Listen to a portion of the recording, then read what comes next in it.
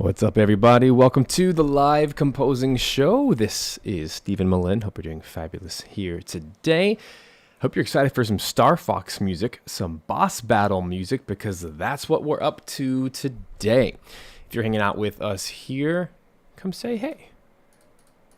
Hope we're having a lovely Wednesday. First and foremost, the most important thing of today that you need to know, it is Matt's birthday. He's our admin here for YouTube, so I need all of you, and inside VGMA, of course, I need you guys to say hello and happy birthday. And then second of all, we got some pretty amazing hoodies. Let me see if I can just, boom. Shpa! Gah! Got some really cool hoodies. Just saying that I'm really happy about. So if you have not grabbed your hoodie yet, they're going to be available for 2 weeks only. 2 weeks only. So on April, I haven't even announced this yet. We're going to have to make this a public announcement soon. But on April 3rd, we got to pull them down. Because what you don't know is, gosh, am I peeking? There we go. What you don't know is these hoodies cost us money instead of you. So I'm happy to do it because I just think they're so awesome. But we're selling them as low as absolutely possible just to get them in your hands because they're just so much fun. I actually have a third one coming. I love them so much. I've just worn the stew out of my white one. And so now I got the gray. Oh, cool, Sarah. There you go. Get a birthday present. There you go. But we have them in 20 different colors in all different sizes. So I'm really happy about those.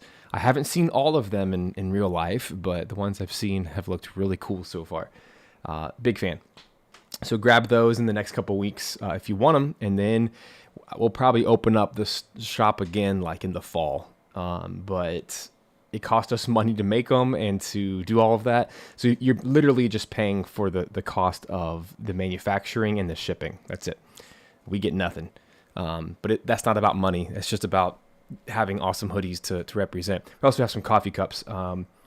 My new one hasn't come yet. So right now I'm just kind of rocking the Starbies. But until then, I'll show off the new mug as well. You can grab a mug and a laptop sticker. Pretty cool. But yeah, that is like, we literally lose money on them. So you're not hurting us, but you know what I mean? I want to make that available for you guys. So please go grab those. Matt, hello, Matt. Please, first of all, say happy birthday to Matt. And then Matt, since you're in the live chat, will you find the link to the VGMA shop and put that in there just so people can grab it. And the other important thing, what's up, Jordan? What's up, Micah? The other important thing that's going on right now through the next few hours, actually, Simple Samples Audio is back. We're rocking. Got some new instruments, and we have a free legato viola that's normally $79. That is now free for you guys. So please go grab that and enjoy it. I've had over 200 people grab it since yesterday. So people like it, and they're being very kind in the reception of that. So that's actually pinned in the comment above. It's the pinned comment. And there's also some other new libraries on there as well that you can grab for 20% off. Use the code scoring launch, but that's only today. That ends at 4 p.m. Eastern. So hopefully that's a nice little welcome back. Now, not every library we've ever made is up there at the moment. What I'm doing is I'm going through every single previous library we've had and updating it where I can and trying to use some fresh contact programming chops. I've grown a lot over the years, and it's really cool to finally be able to kind of make them all uniform and kind of branded the same and looking good. Jordan, I am one of those 200. Good. I hope you are. And so real quick, what I want to show you guys, because you're my captive audience here. I wanted to just briefly show you before we get into Star Fox today, the current libraries that we have available on Simple Samples, and you can go grab actually, you know what? I can go type it in right here. Let me do this real quick. Since Matt was so kind to post the link, you guys look right here. Boom. So here's our VGMA shop. We have dark hoodies and light hoodies. So the dark text are like all these guys. That's the normal one you've seen me wear. We even have this really cool looking pink one, ash. No, I'm sorry, the ash is the one that I've already been wearing. The white looks really good. I'd love to get that one too, but you know, I don't have unlimited funds. And then we have the white text hoodies. The black looks awesome. Navy, chocolate, forest green. I mean, come on, let's go. I don't remember which one I got. I think I got the royal or the indigo blue. I think I got that one right there. So I'm excited. I'll show that one off soon. But the one I'm wearing today is this. Let me find it. Yeah, that's the one I'm wearing right now. Graphite heather. And then, man, there's just so many good ones on here. But yeah, I'm only going to have this open for 2 more weeks because it's just expensive to keep all this running. So you can also grab laptop sticker. Looks pretty cool. And then coffee mug. The original size that I made was too big. It's like an ice cream bowl. That's what I use it for now. So I'm trying this smaller size. The 15 ounce just feels like the perfect size. And I shifted the logo over and stuff. So I think that one's going to look and feel amazing. Really excited. So yeah, go grab those now. Why they exist? Because they won't exist soon. You got 2 weeks to grab those if you care. And then the other thing I wanted to show you guys is over here, Simple Samples. I do a lot of things, guys, if you couldn't tell. Got my a lot of plates spinning. Over here on simplesamples.co, if you scroll down right there, boom, there's the Legato Viola. This used to be called the Ray Hassani Legato Viola, but I've given it a bit of a spit and a shine, taking a bath. It's been a few years, so I went under the hood and reprogrammed it a little bit just to make it a little cleaner and squeaky clean, and actually went through painstakingly. I spent like 6 hours doing this, going through every single transition on this instrument, and there's so many because we actually recorded an octave distance of every single note played to every other note. That's how you get legato transitions that sound realistic, because they actually happened. Hundreds of samples. And so I went through and I actually just re-polished them all to make sure that they're all the accurate pitch and they're all the accurate, like, there's no weird squeaks and pops and stuff. There were some of those in the original. So I'm really happy. That's why this is version 1.3. Go grab it. It's free. I wasn't planning on making it free at all, but it was just the right thing to do. So I hope that really does serve you guys super duper well. And then the other stuff on here that you should know about that's brand new. Ambient scoring bass is my 5-string Warwick bass over there in the corner that I use on projects. Ambient scoring guitar is my 6-string Fender Stratocaster, my American Fender Strat. And it's all finger picked, so it's really ambient and chill and really fun to play. I actually am a better guitar player on keyboard now than I am in real life, so that makes me very happy. Selfishly, I built these for myself, but I hope that they serve you guys too. Ambient Scoring Pads is a remake of my older library called Heavy Bones granular pads, and so now it's a lot cleaner, better interface, way more patches. This is like a true 2.0. Go check that out. And it's now, part of a series, and it actually plays really well with the other two. The other things on here are Brandon Boone Analog Textures. Just got that back up yesterday. Horror Harp. You guys have probably used that before, but this is the new 2.3 version. It's just a cleaner interface and all that, better under the hood. So, yay. There's more stuff coming. But yeah, I've been busy working on that stuff. But let me show them to you really quick, and then we'll actually jump into Star Fox. Because I haven't gotten to do any kind of like public showcase of this stuff yet. Really happy with the interface. It's so simple, but that's the point. So all the instruments now have a dynamics knob, which is attached to the mod wheel, which is just volume. But what that allows us to do when we get into the fancy stuff of like adding shimmer and adding chorus, adding resonance and saturation, delay, what that does is it makes it really washy. Oops, my low pass was too high. Like this. Now I know bass is not super exciting, but this is what you want on the bottom of your mix. If you're doing this kind of stuff, it's really nice to fade it in.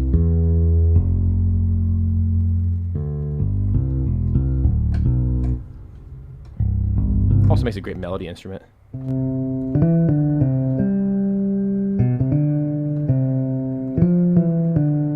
Sounds really nice up high at Warwick. Guitar.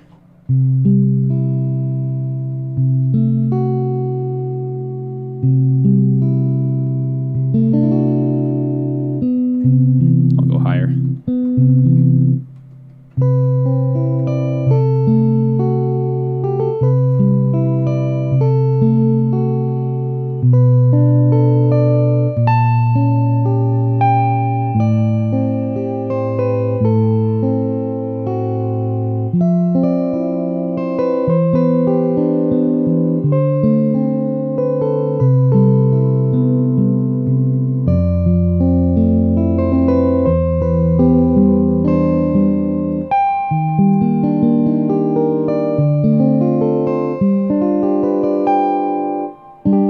chill. That's the whole point.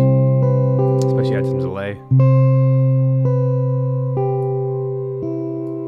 Go to do some swells.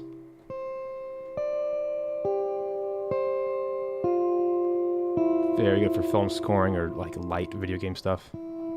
Very atmospheric. But these are made to work together, so if you play them at the same time,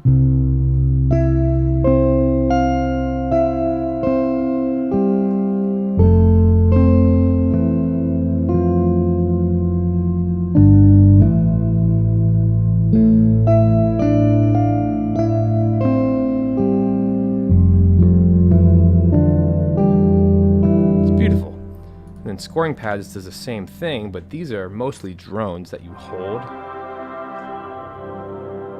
You can use dynamics.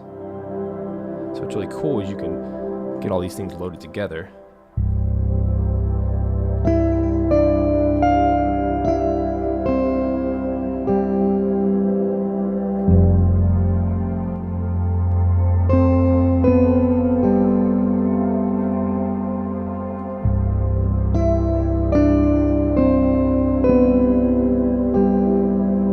What's cool about this is the pads are intentionally 2 octaves lower than the other stuff, so you don't step on their toes. So it's effectively a multi.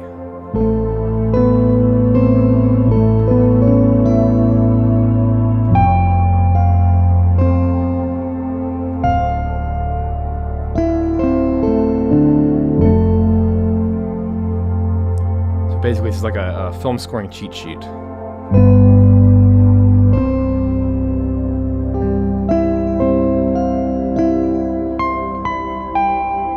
Really fun to play around with, and the pads, there's I think 59 of them. There's so many, all different shapes and sizes and textures, and it's so much fun to play with. So majors and minors, and really cool. And that was the idea, was to combine these things together, because these are real tools that I use in my setup regularly. And then Brandon Boone, again, I don't want to take too long on this, but if you never use this, Brandon Boone, really great friend of mine, he recently won the Game Music Awards for Slay the Princess, so he's really moving up in his career. He does phenomenal horror music, and these are the actual tools he uses. And so when we recorded him, I literally said, hey, go into your studio and record all your favorite synths, your hardware synths, and we're going to turn it to an instrument. And so he went through leads, basses, pads, shorts, and atonal stuff. And this is the actual stuff he uses. And he said that he now uses this plugin more than his own hardware. Because setting up synth hardware takes a lot of time with like the cabling and with, especially when you have a lot of gear. Because these are his delays and reverbs that he actually uses. And because it's so easy to use, there's some weird stuff in here, which is so cool.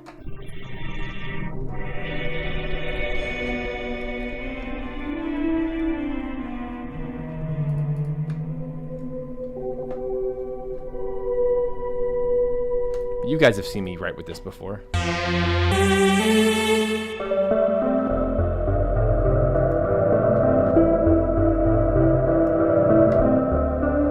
Very inspiring stuff. Even has some pads in here.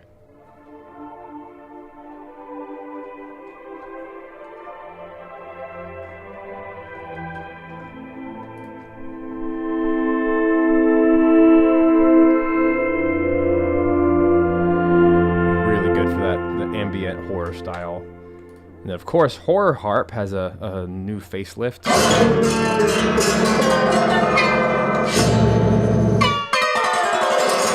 It's the harp behind me here in the studio that I've just destroyed. I use these a lot too in my music.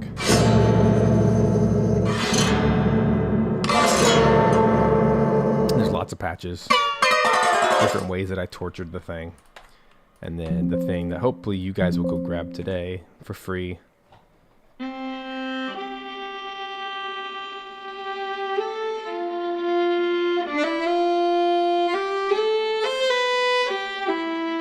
you hold the pedal down, it changes to third position and beyond. Let go, it goes back.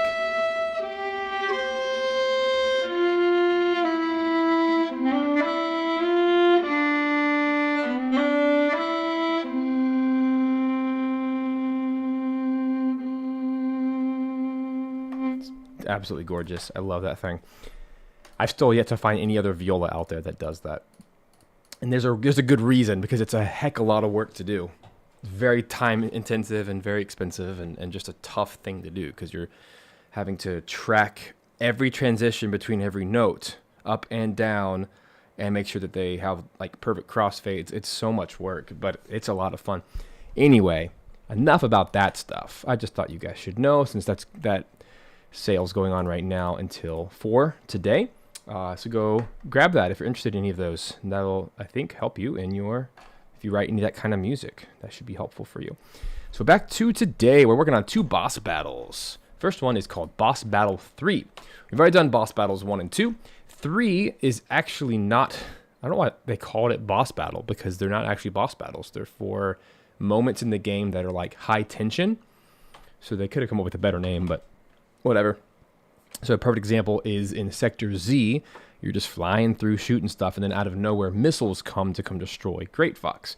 And so this music cues up right when the missiles come. Here's what it looks like.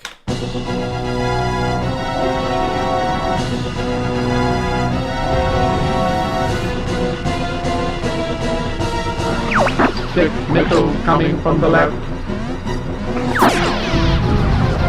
Missile 1 is heading for Great Fox. Like that.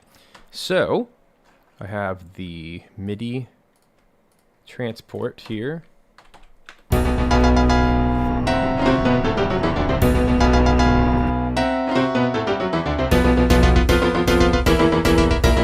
One, two, three, four. 1, 2, 3, 4. All my lovely MIDI honky-tonk pianos. And I'm excited to put this one together. And then later today we'll do the Andross Battle, which is very psycho and very Koji Kondo-esque. I gotta look up who actually wrote that one. I'm pretty sure it's Kondo. It just kind of has his flavor.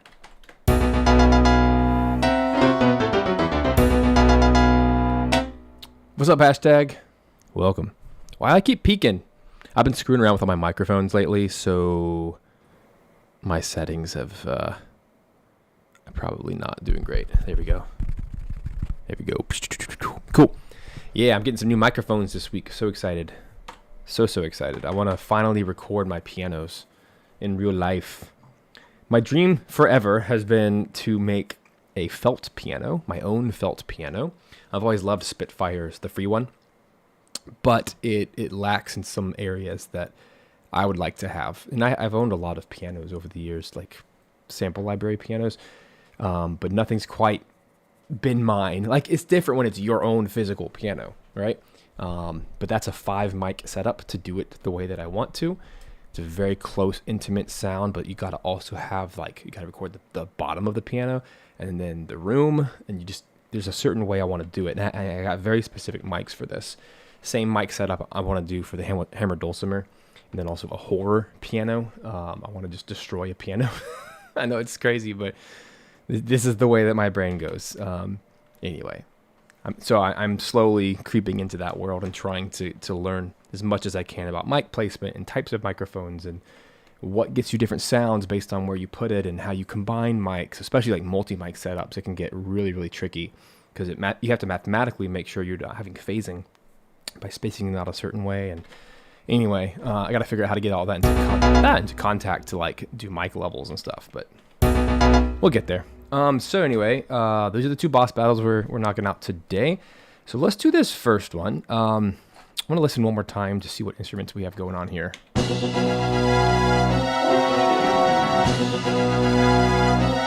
That's a horn. There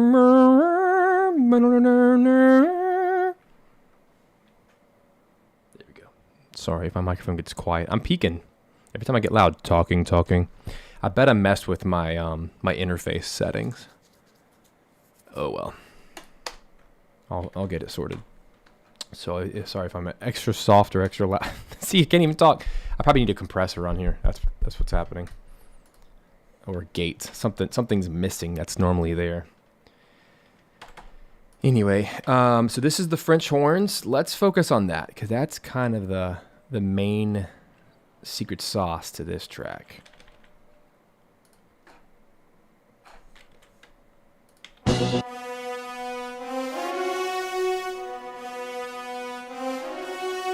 All right, I haven't done this in the entire soundtrack, and I've never needed to, but this might be the time where I need to pull out a horn rip. That's usually a separately recorded sound. So let me do this real quick. I'm going to duplicate. It's having a spaz attack right now. Let's give it a sec. That's also a really large... There it is. That was a very large sample library to copy. So we're going to do horns, rips. Let's see if I can find the same company. So this is the 8DO New Century Ensemble Brass. And let's see if we can find the articulation of 6 horns doing a rip. I really hope so. Yes! It does exist. That is awesome. I've never used this patch, so let's find out what it sounds like. Oh, it's so nice when it's real, you know? Instead of like fake MIDI stuff. I mean, it's still MIDI, but you know what I mean. No.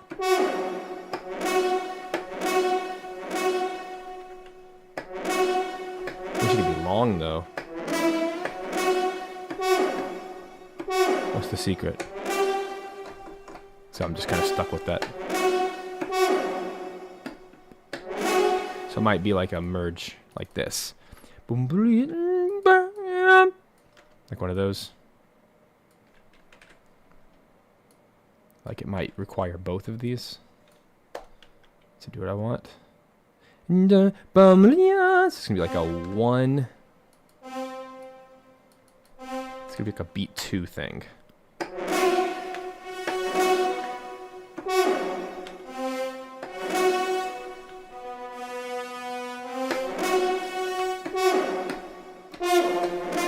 You know what I just realized though? It's too low.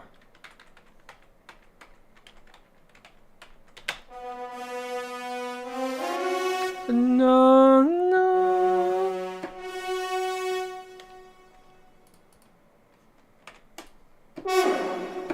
It only goes down, dang it. I was so excited. Ah. Well, dang. Let me play around for a second. Literally. I don't usually like to pull out play, but sometimes. Desperate times.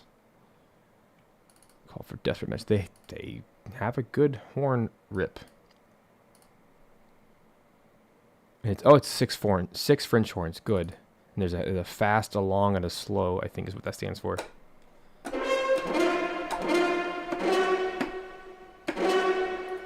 Let's try that one instead.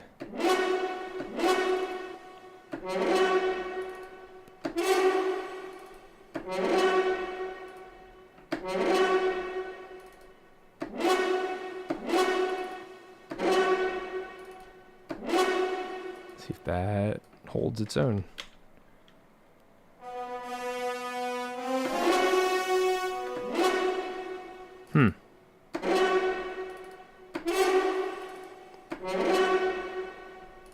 Is it worth all this? I don't know. No, yes, this will be here.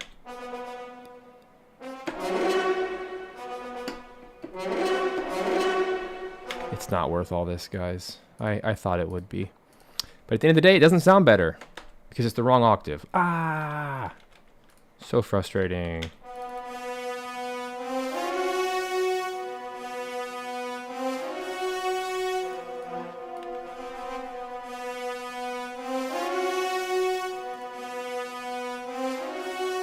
So really all I can do here to make this sound even slightly more realistic is to like shorten the lengths like that.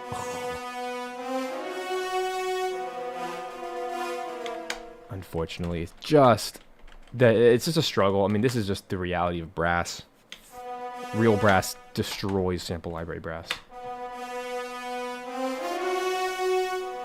One of these days.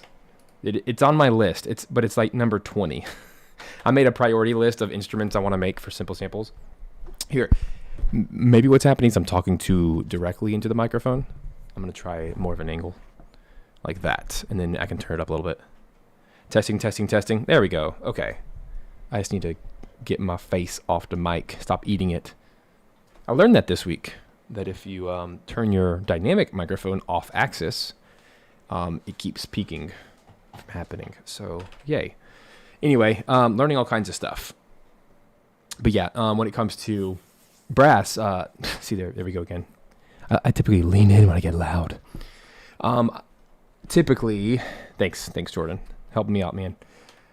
Yeah. So in my list of sample libraries I want to record, I started with what are all the things I can do myself, and then what are the things I have to hire out for, and then what are like my dream projects where it's not like cost is no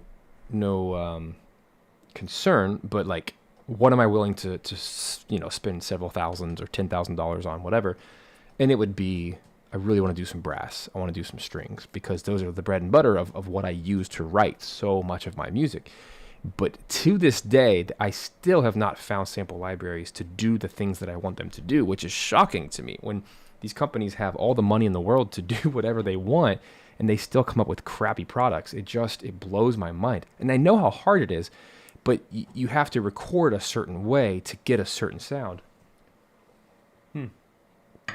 So maybe not. Maybe I can figure it out.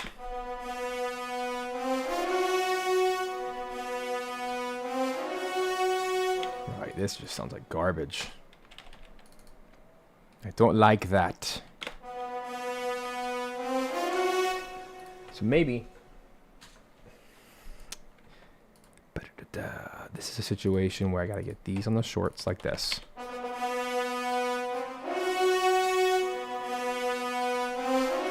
Alright, I'm gonna make the short notes on here.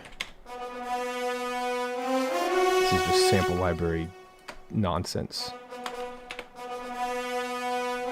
These are also strangely not quantized, which is, are those triplets? Triplet, yeah.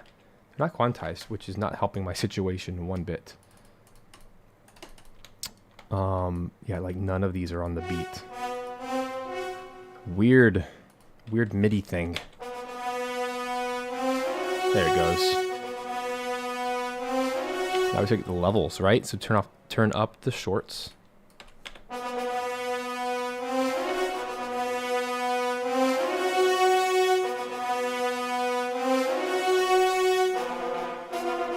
About as good as it's gonna get.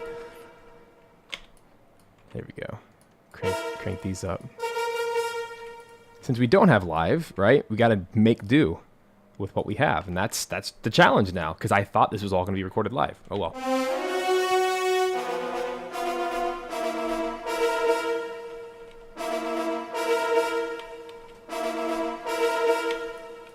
Apparently he doesn't want to play those today. Turn my grid on. Weesh. There it goes. It just sounds so wimpy. Might just be my volume, but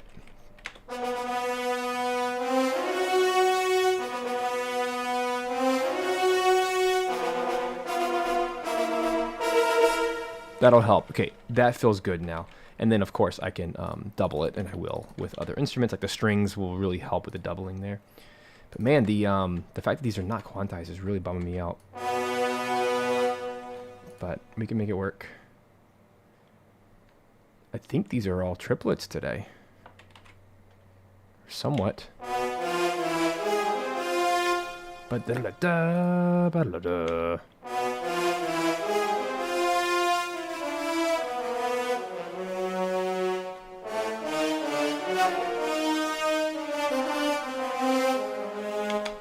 Okay, wow, this is getting spicy. So this entire line has to be played in the horn sustained. It's all different parts. So I have to use sustain when it's multiple moving parts. I can use the polylegato when it's like two things happening at the same time. Wait, what's going to be in the VGMA store?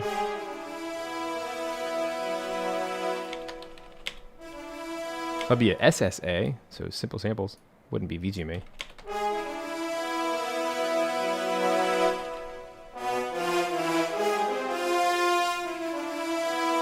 There it goes.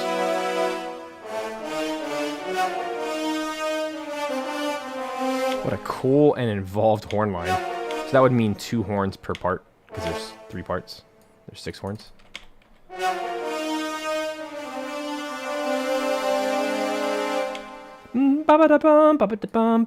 See, in a real player would go ba-ba-da-ba, ba-ba-da-ba, ba-ba-da-ba, right? And that's what's just totally missing here.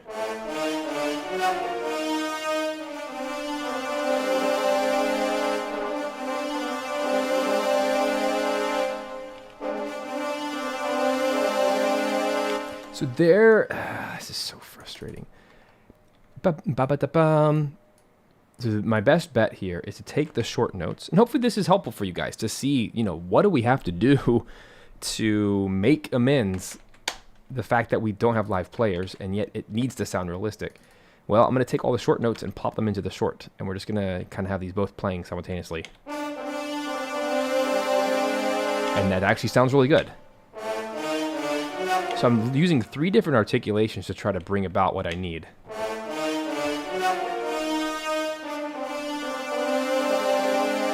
And try to get all those levels matched. So this part, boom, ba ba ba ba da ba, that just needs to be shorts.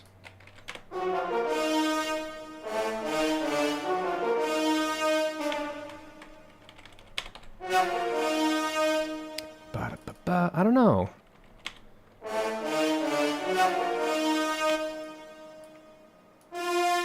Maybe that can be longer? Just slightly.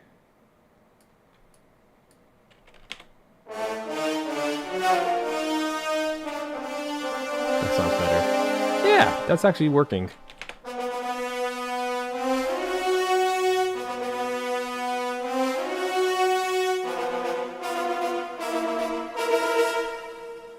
Yeah, that's good.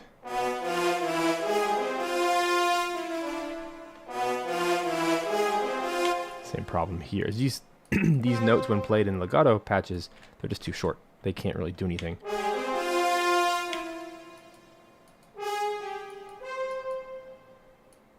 So I'm gonna make that part. Oops, that high part. Ba-da-ba-ba. And pop that into trumpet, unless trumpet needs something later.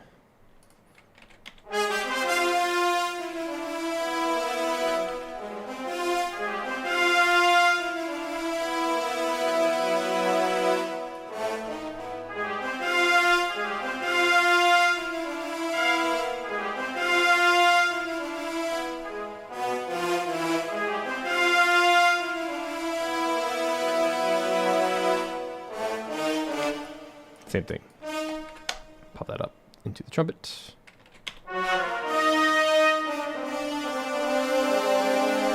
Yeah, we gotta get that trumpet in there.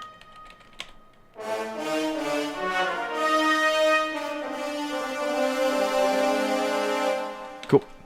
I like that so far. That's just one part.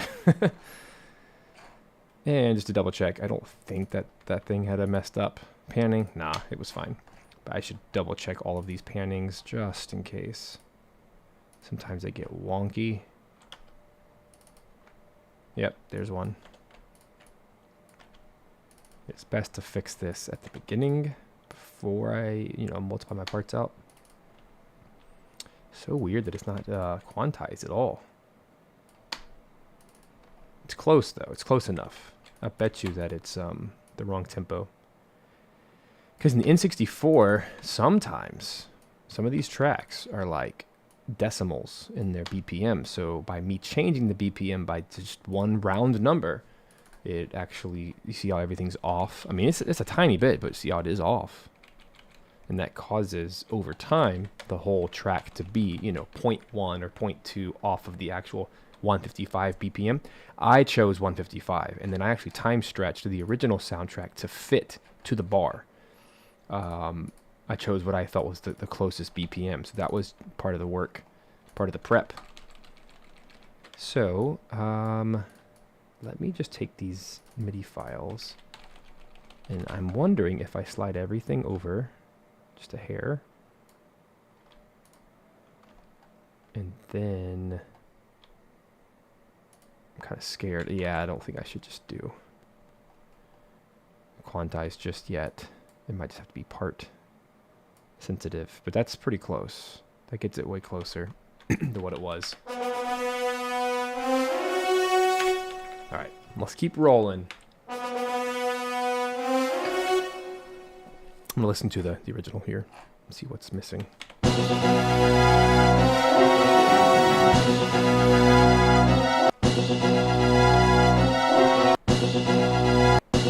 is definitely strings.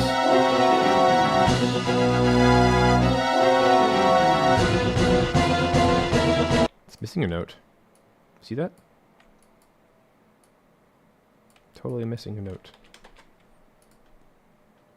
Weird.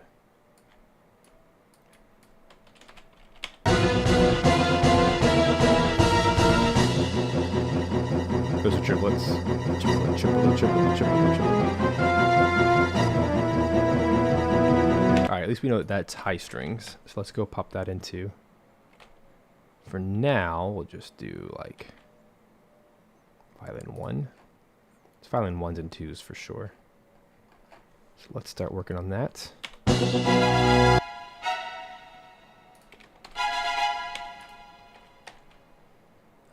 Where is my... This one.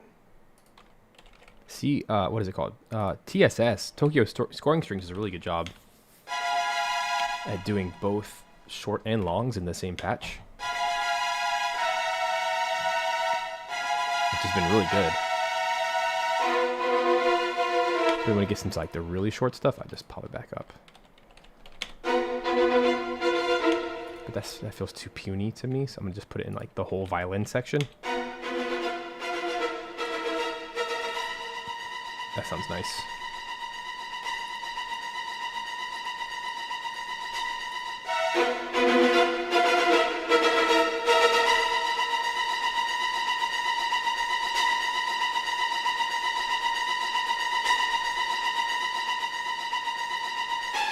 It's very crispy.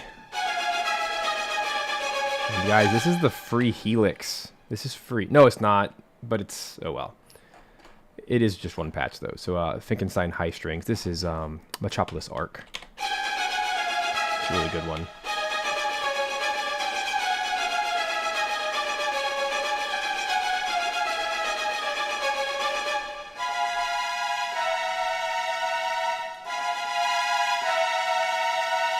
Yes, I've definitely updated to version 2. Fear not. And it helps tremendously with... It actually fixed all my problems with it. I could not recommend TSS 1 because it was so buggy. But it's TSS 2 fixed everything. Yeah, this is like peak anxiety music. Especially like the missiles coming to attack. Oh my gosh. I was bad. I was really bad at this game as a kid, but I got really good at it. My sons are now playing this game because I have it on N64. We played the original, and it's an acquired skill. Like, modern games for kids are super low stakes. Everything's low stakes, right? If you die, try again. Whatever. You don't have lives.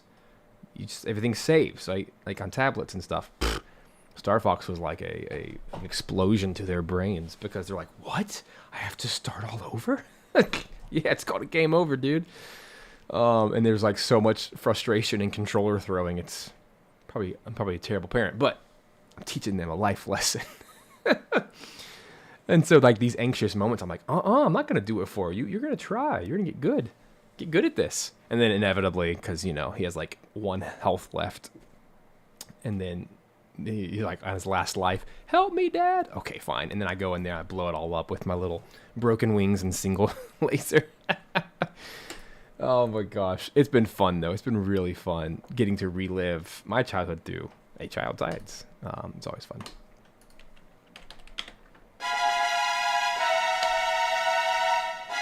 But this game's really hard for kids.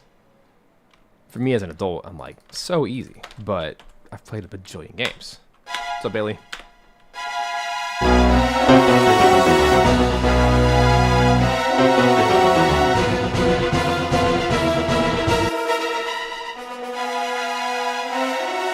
already sounds so good.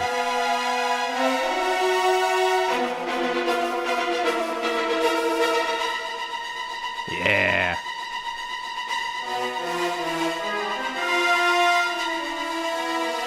It's kind of quiet.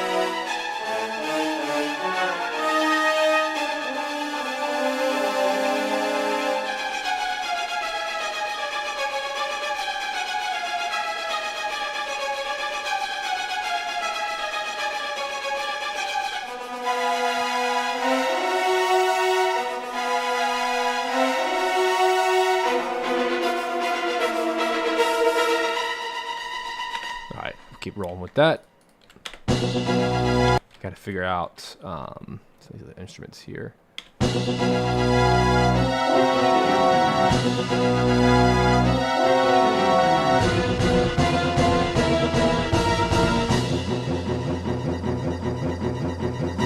this is low strings. It's got to be.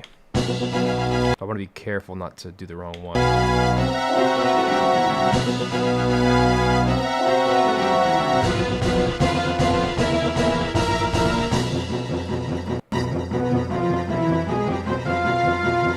So that's actually the bass. That's the low strings right there. Interesting, because the other one was low brass. So here, looks like, let's just start knocking this out. This is a lot of work today, but it'll be worth it. Starting to splice all this out.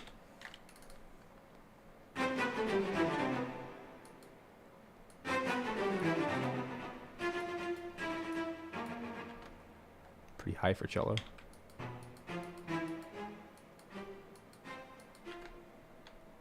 Oh no, there's another one of these. So that would. This is not. This is so frustrating. Really, my best bet. This is actually violas, cello, and bass all combined into one patch. So I'm just gonna do a string ensemble patch. I know it's not the most realistic, but it will get the bite I need and save me a heck of a lot of time. So what I'm gonna do is split this up so that any of the long notes will go into the long. Oh, that's terrible.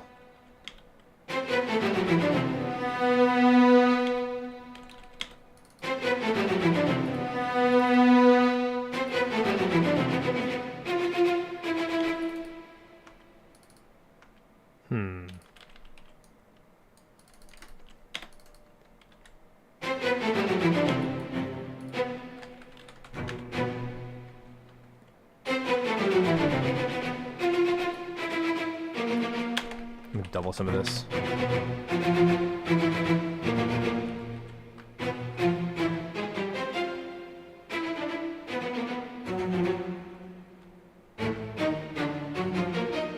Alright, this is going to be similar to the other patch of how it's going to be mostly long.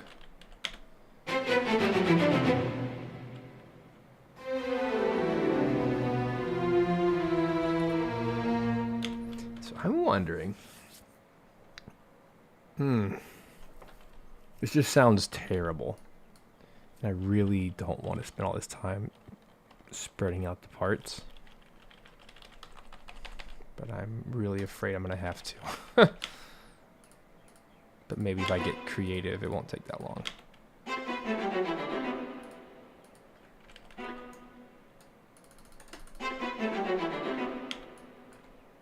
So like I can take all of this pretty easily. Sorry guys, this is like, it's part of the job.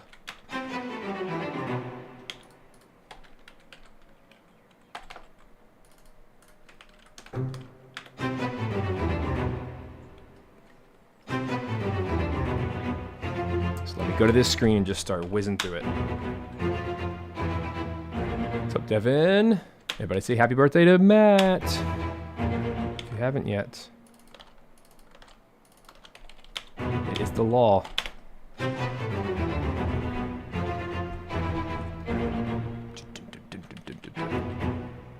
So here, I'm gonna try to do these in bulk, where I move them all like this.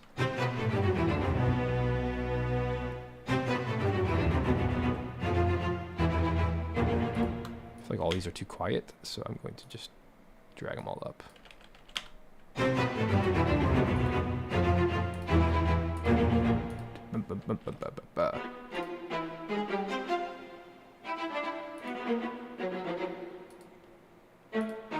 So here, I'm just going to copy this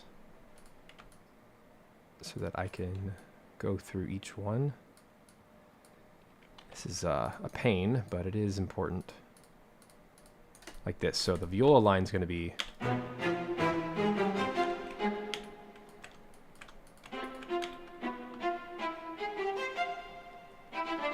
just hold like that.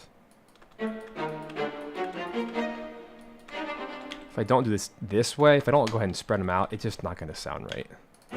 So now here's the cello.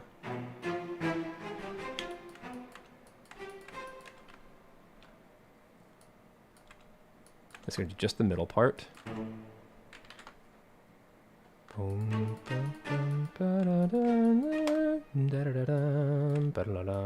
it's the middle part, and the double bass is going to get the bottom of the 3. That way it's all spread out. That's going to sound nice. All right, here goes.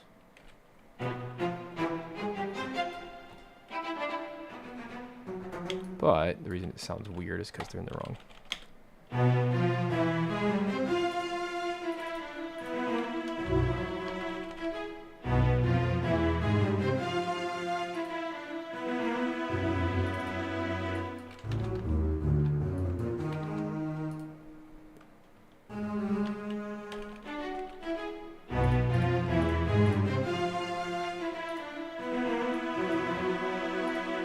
All right, now it's also doing so many things here, I know.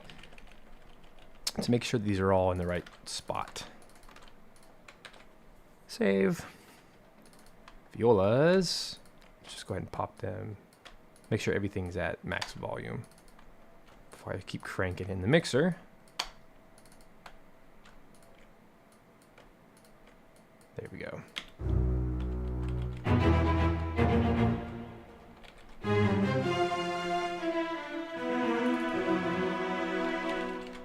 Alright, what's this guy's deal? It's just 16ths, bro.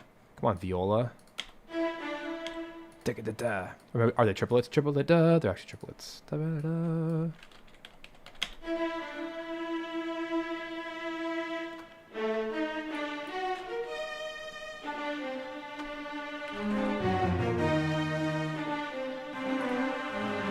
There it is. That sounds pretty cool. And then over here. So let's just keep the top. And then here, keep the bottoms.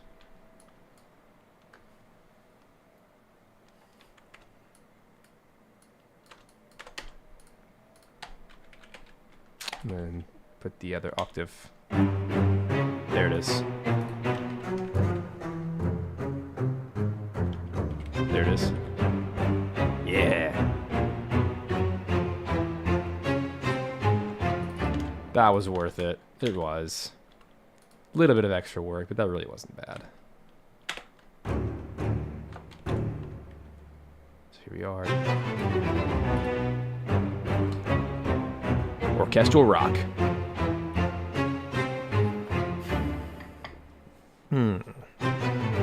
Here's all the strings so far. Not bad, not bad.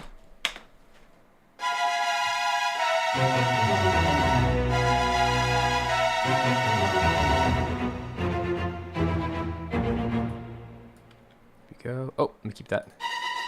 There it is.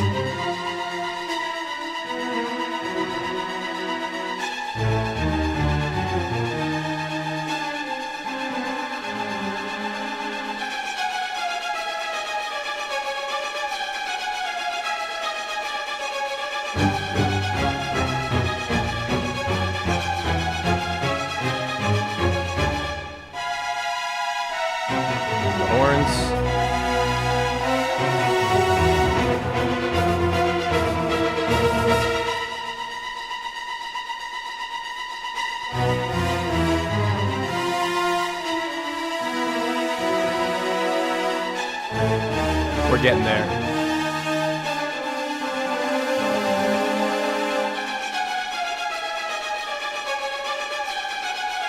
That was awesome. Let's turn on the violins just a little bit. Cool, cool, cool. All right, next up.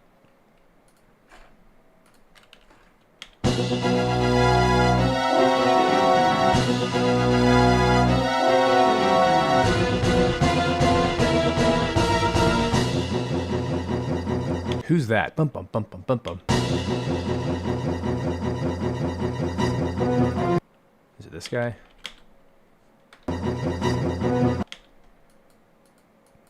No. Tritones, yeah. Who would that be? Do we have space for that to be? It's not low strings.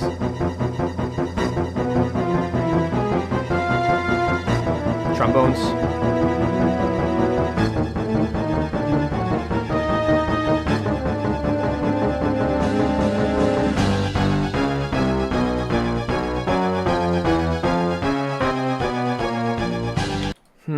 That's really cool though.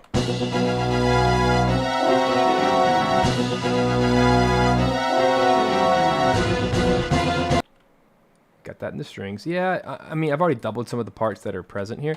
This just sounds like low brass to me, and the other one sounds like timpani. So we'll go ahead and put the timpani where he goes right there and work on him later. This will be unsolo stuff. Mute that. But the track I'm interested in right now is working out the trombones and the tuba. That's going to be really fun to work on. So let's do that first.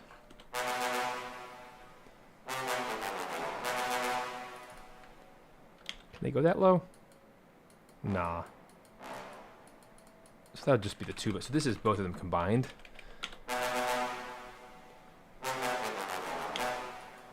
Well, that's cool. They can go down to the C. So that actually works out perfectly. So I'm going to double this. Go ahead and put it in the tuba. This is going to be an interesting moment. So let's try to make this. It's such good part writing, though. My gosh. Like, Makai uses the full range of all the instruments. So these are triplets. Da-da-da-dum. Duple, duple, duple, triplet, triplet. Duple, triplet, triplet. So I got to get these quantized, unfortunately, before I double it all. So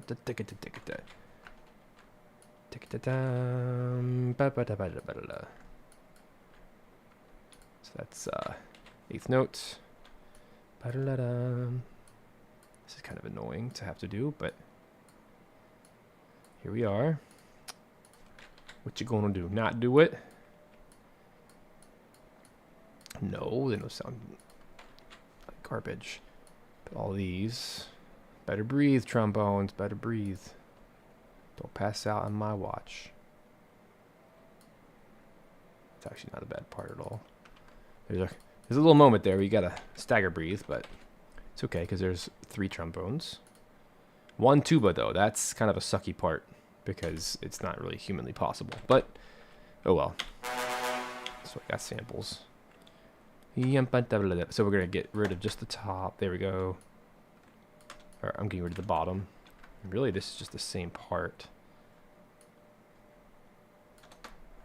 I don't want to just copy and paste because then I'll kind of miss up on some of the octave displacement stuff, like right here. Or I guess right at the beginning with the scale. I don't want to guess on which octave it is. Cool, so that's the trombone, and then the tuba line. It's gonna, it more or less doubles it, but like right here, it does the upper octave, then goes down, which is just a different shape than if I had just copied it. Then it would have been off by an octave.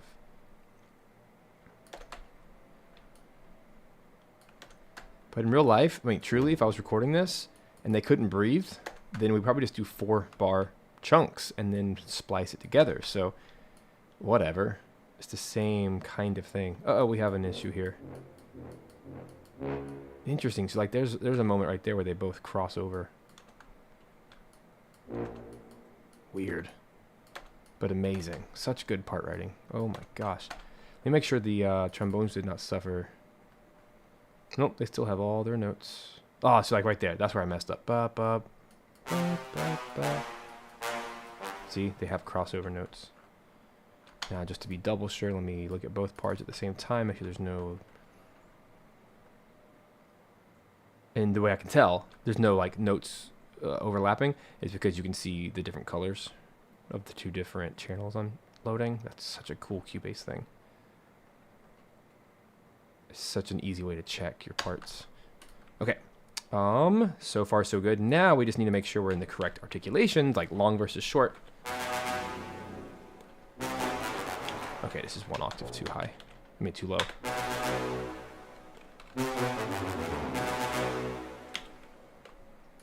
All right, so these two are long notes. Right here. And then we got to make sure that our volume and modulation are up.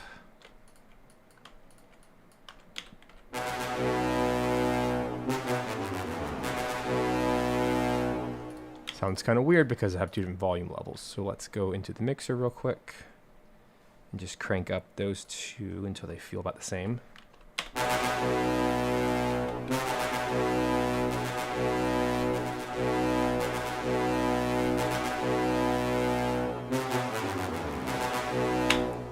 You get what you pay for.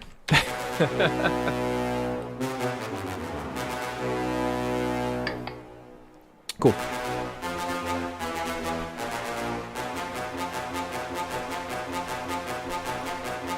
Oh, that sounds awful. I don't know if that's worth doing.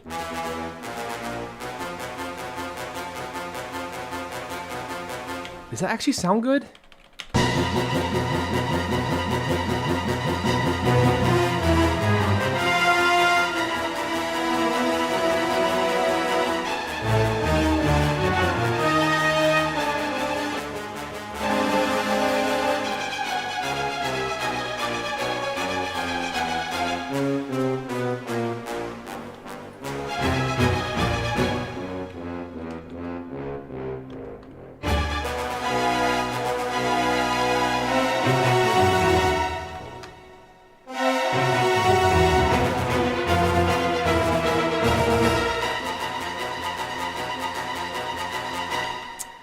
Huh.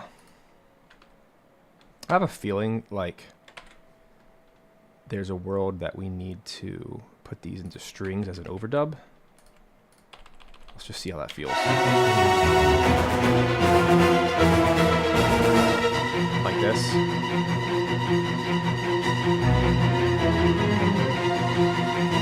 No.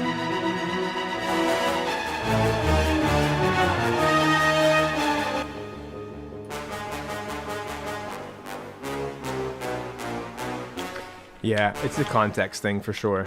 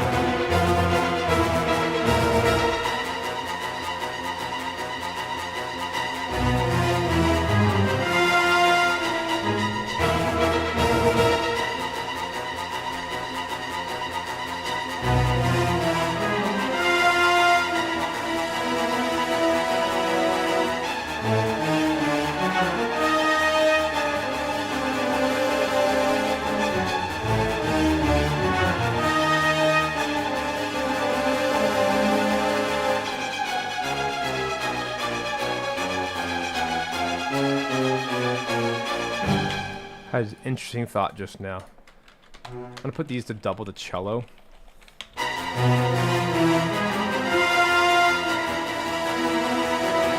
Yeah, there's too much bass information if I double the strings.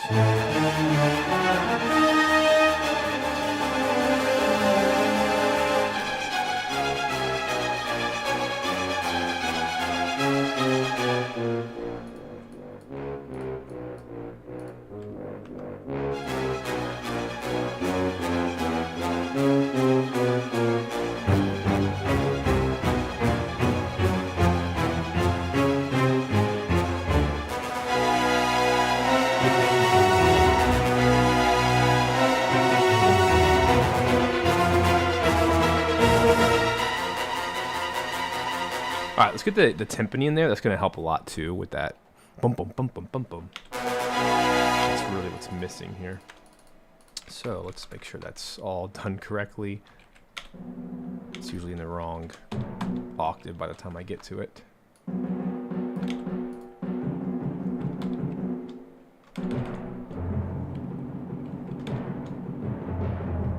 There he goes.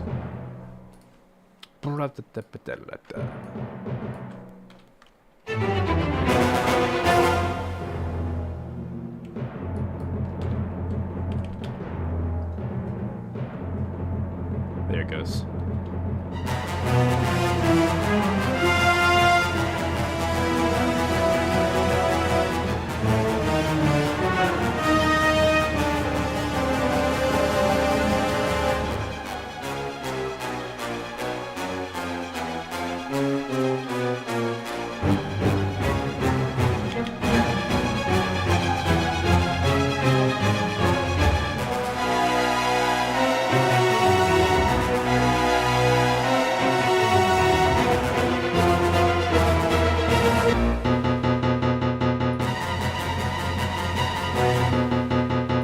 Oh, we got some like violas in here. Interesting. That are totally missing. Yeah. Oh, okay. So this thing in the middle here is actually all cellos. Did not catch that. Which is fine, because there's enough of them to split this part. Let me just hear it in context.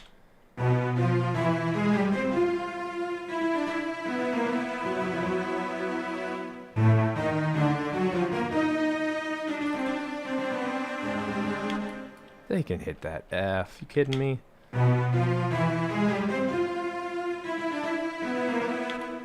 Nah. Come on. They can't stretch it by one note.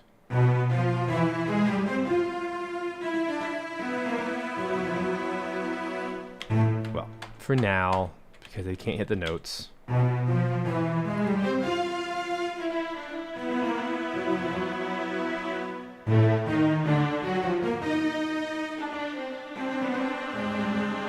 I'll leave it like that, but this would be an overdub.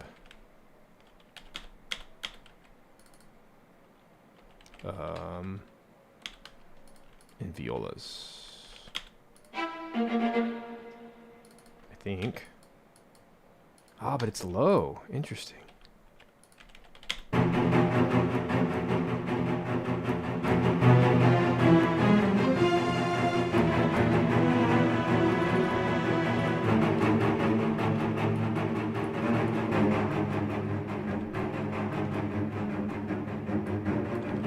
Interesting. It's just there as an overdub.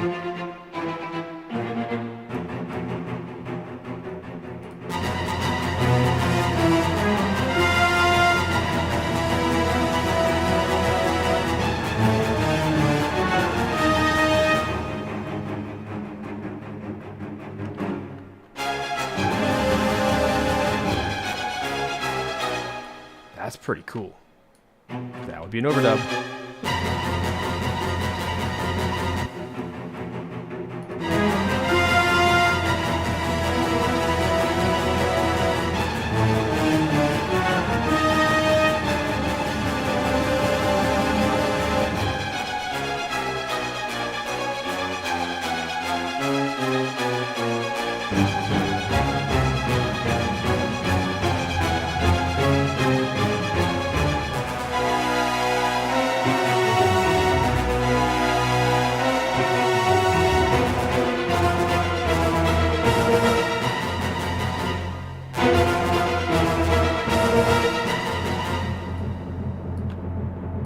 Hey, thanks so much, Ryan.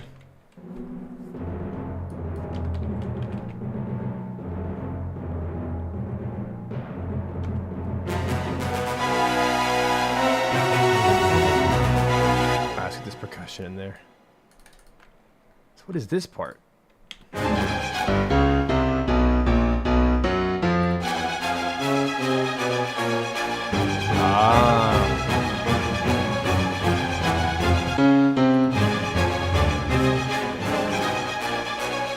It's already there.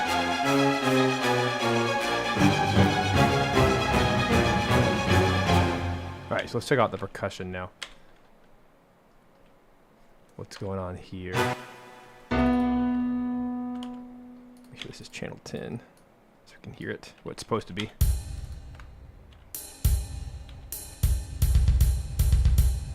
These are all snares. What about this guy? Ah, so these are actually all kick drums. So let me take all that and put it in my toms. That's what I've been doing for kick drums, or like bass drums for this soundtrack. Like that. Ah, it just doesn't translate well. Don't know why. Can't just drag and drop it into percussion, but whatever. This should be the low toms. Like that. Let me turn down the velocities a little bit so they're not so intense.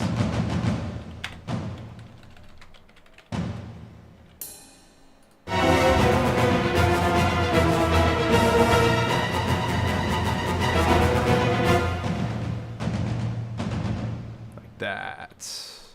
Everybody say happy birthday to Matt. It's the law.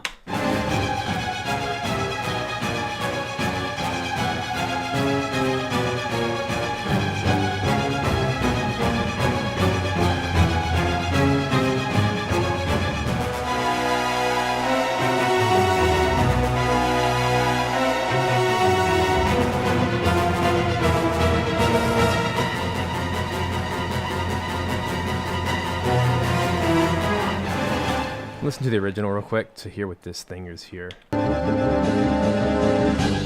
Wow, it's just like a 1 second long snare roll. That's it. So it's only here on beat 2, 3, 4, 6, 6, 8. 2, 3, 4. I'm just gonna put that in myself. Like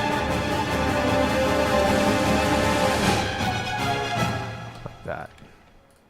There it is. Sounds better that way.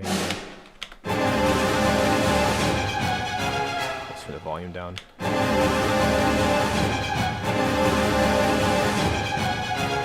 like a little bit of a rise, like that.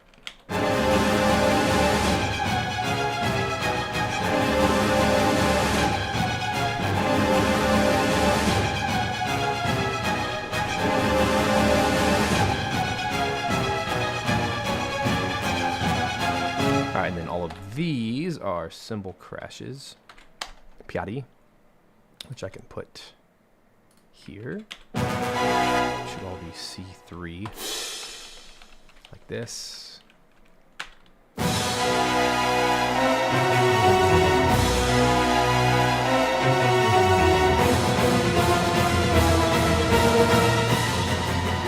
That's awesome. What we got to do is do some kind of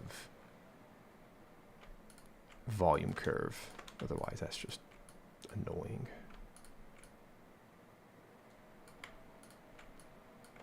Like this.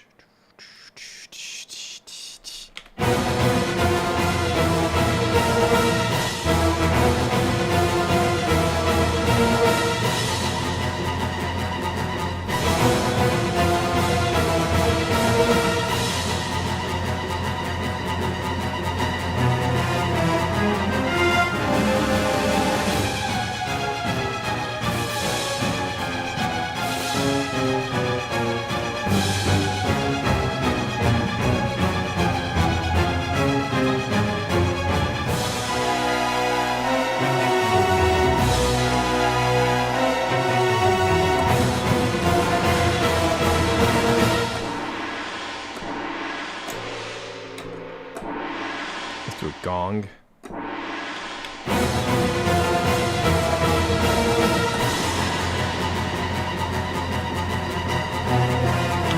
Right there, just to give it a little more drama.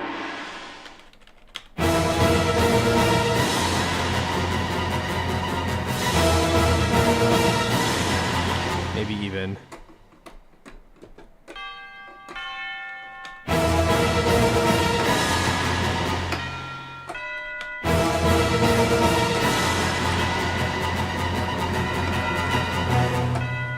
see you, Bailey. Thanks for hanging out. You know what we need? Need one of these bad boys.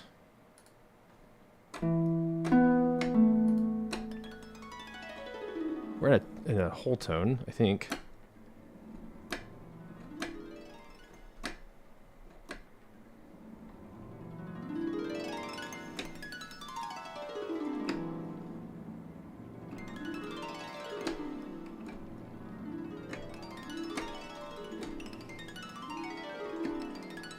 Would work.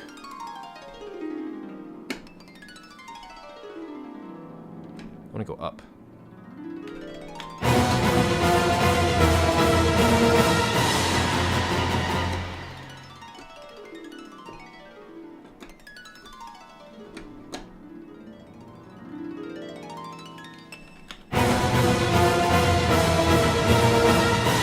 It's not fierce enough.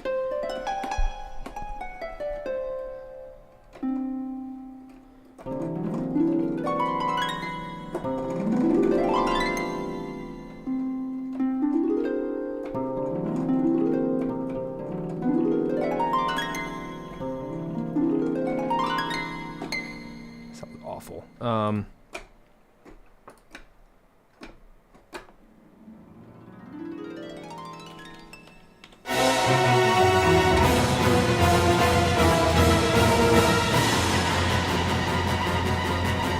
Alright, let's work some audio magic.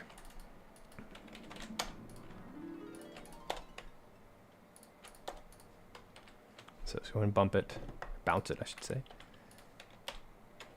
And from here, turn the volume way up. We're going to shorten this in half using our time stretch tool.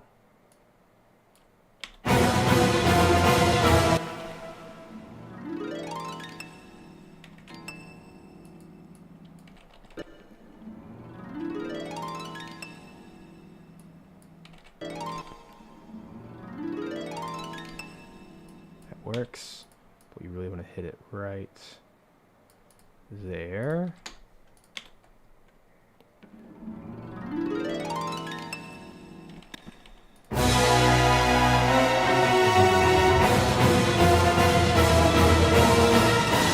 There it is.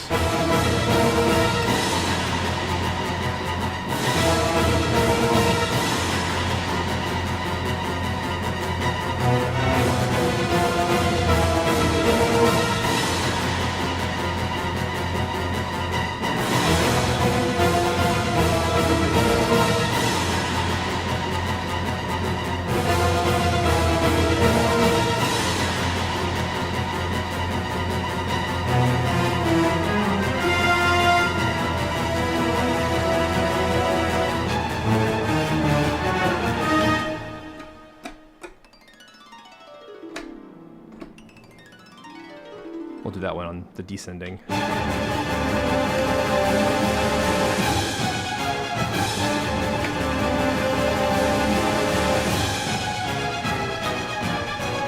Same kind of thing. Put it in the same area.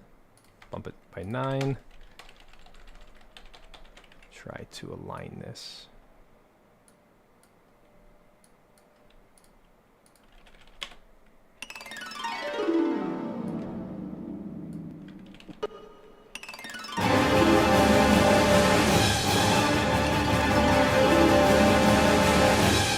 So effective. It just adds so much depth.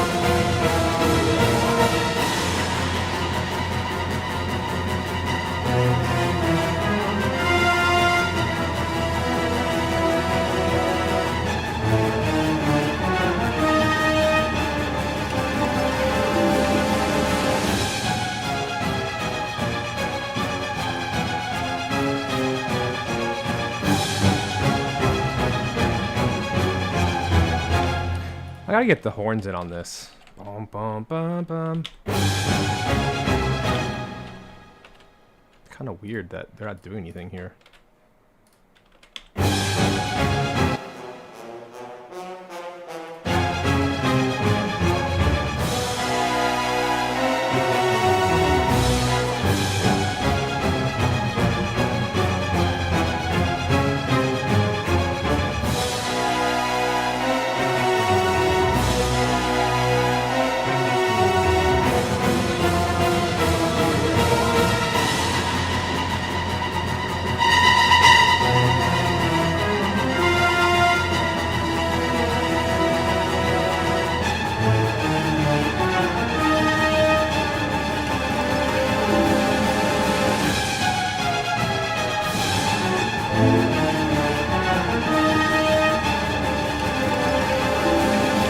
Like this should be we should let the trumpets do what the first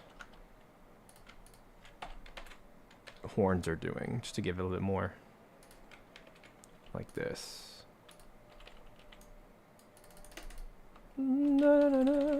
Just the top one.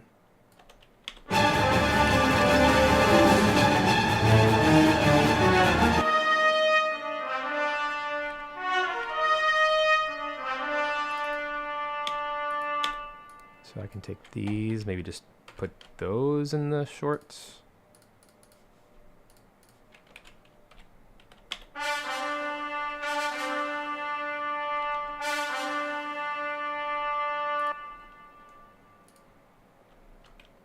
Like that.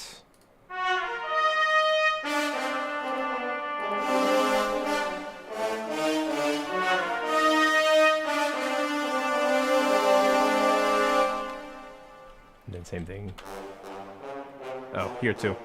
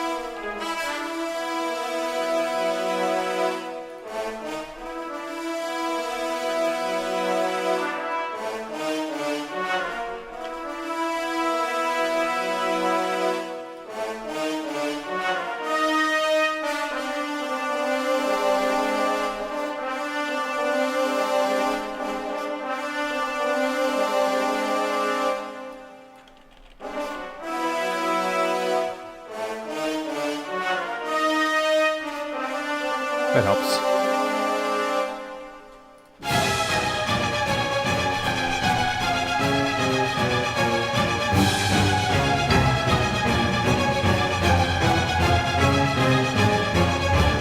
Alright, now to the fun part. I want to add some mallets. I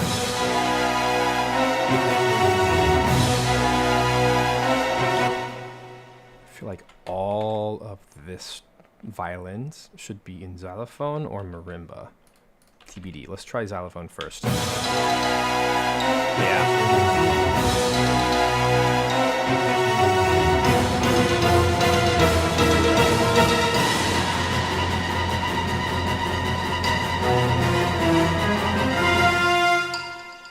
It works.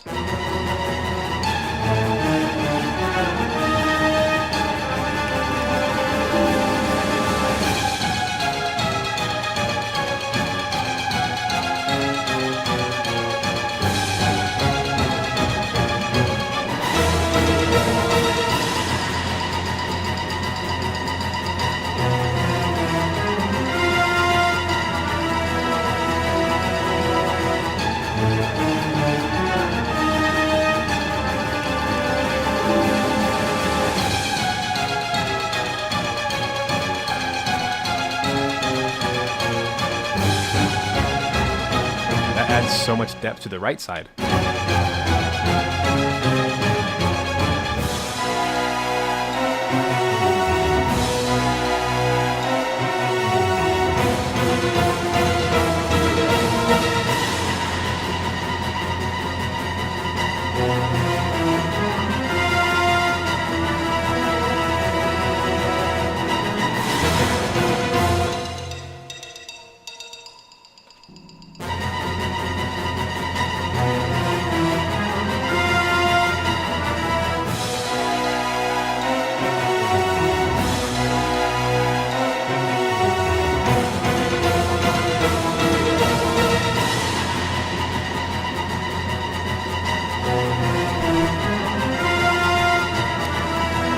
Good job, guys. Good job. It's steering me away from overloading the low end with like the trombones and stuff. I think it does sound good in context.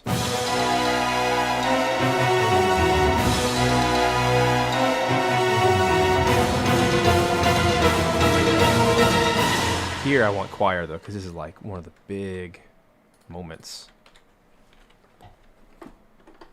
See if we can find it.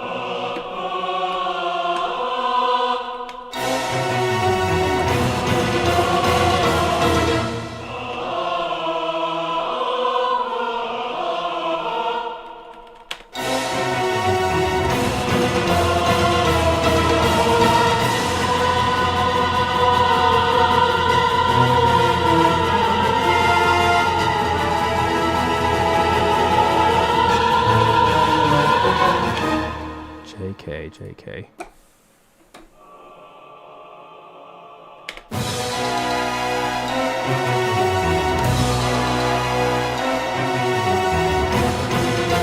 Gotta get a shout in here. Just have to. Let me open up the library. What do we got?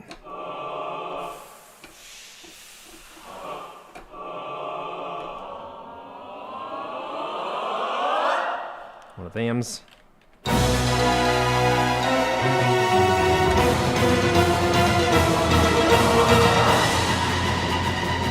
Yeah.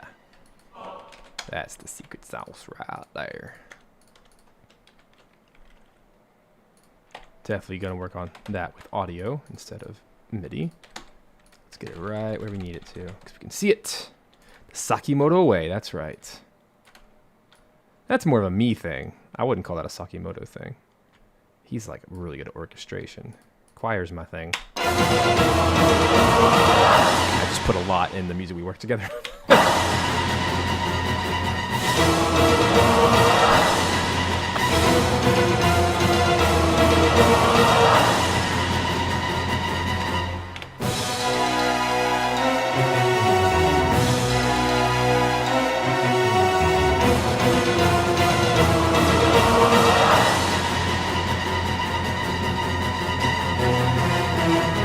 Still a me thing.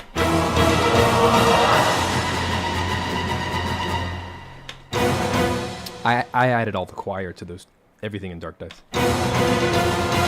All the guest composers we've had, I've been the one that's insisted, no, I need more choir.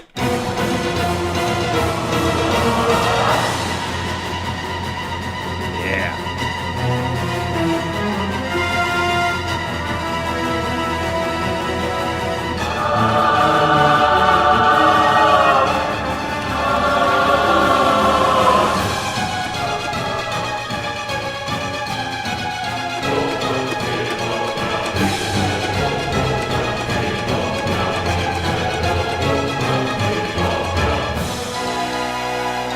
Definitely want this. Let me just solo these for a second. Probably too low.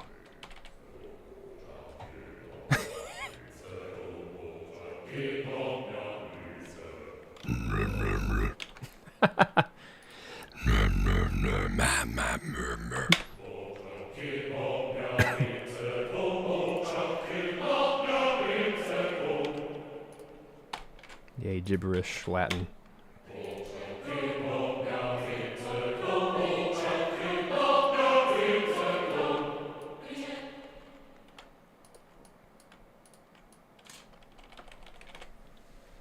Egads.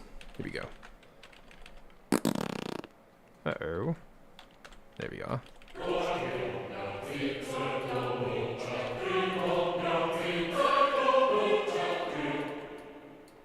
I'll crank it up there at the end.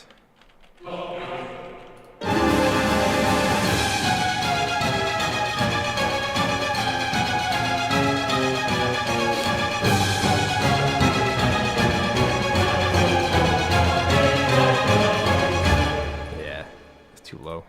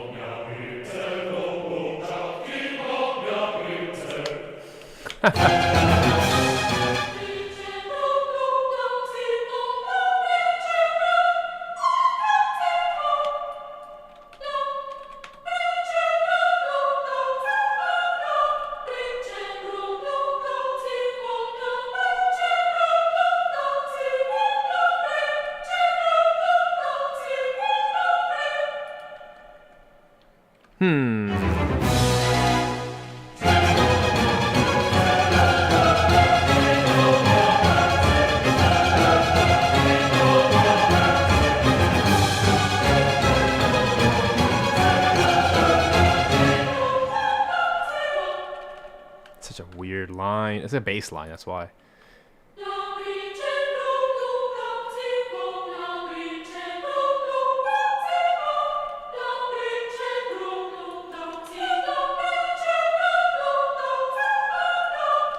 Obviously, we can't hit those notes.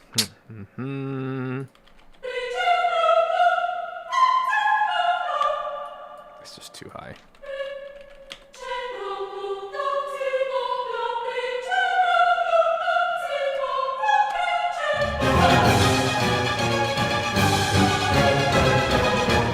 Let me try trumpeting up there. They're not doing anything.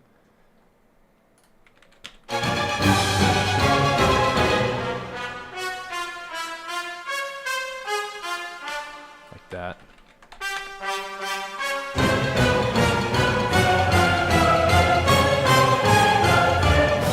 It helps.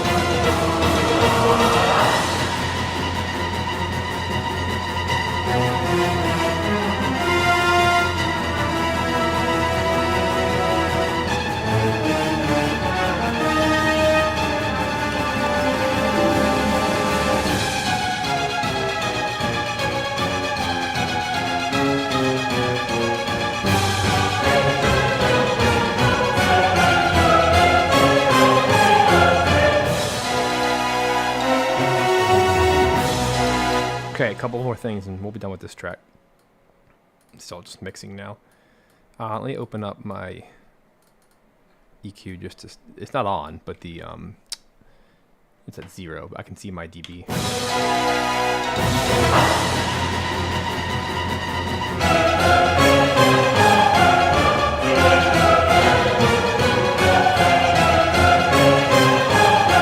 Alright, my choir's too loud, and that's okay. It was fun. I like that, though. It's a lot of fun to have that. That's more reasonable.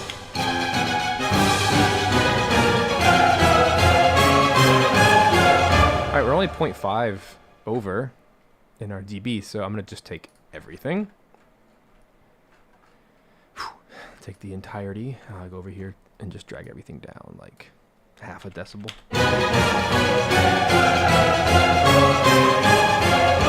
Still peaking a little bit. Just a little bit more.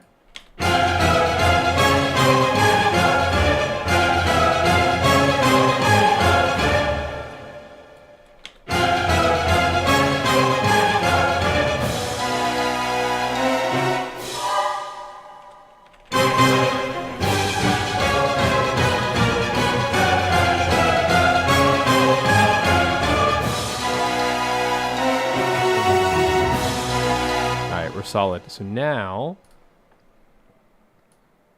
I'm not going to touch the maximizer. That's like for mastering, but now everything is as loud as it can be while keeping my dynamic range. That's the whole purpose, because there are softer moments, but that was the loudest moment of the track, and that's why I was not having to deal with compression and stuff. I can just bring the whole levels down.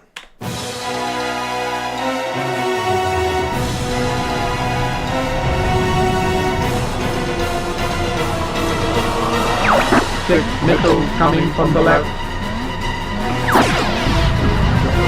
Missile 1 is heading for Great Fox. Here it comes. Time for a little payback.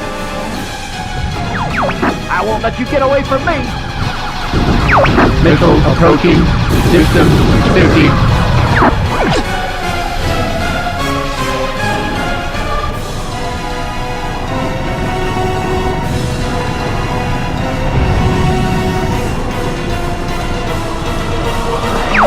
Six missiles coming from the left. Missile 1 is heading for Great Fox. Here it comes. Time for a little payback. I won't let you get away from me. Missile approaching. Distance 50.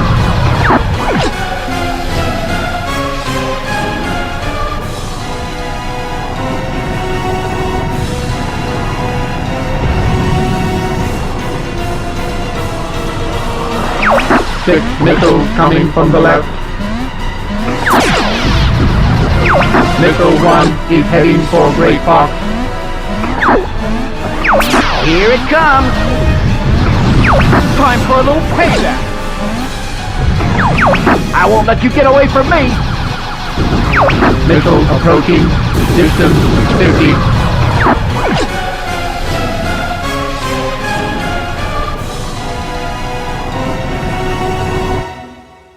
Cool, that sounds and looks amazing. Really happy with that. It's good to test things with sound effects too, just to make sure nothing was cutting through too much or too little. In that case, the high strings were just cutting through a little bit too much, and so was the xylophones. That's why I turned those down. So now, let me get my levels back this way, and then I had my stereo out. There we go. So now everything should be back to normal.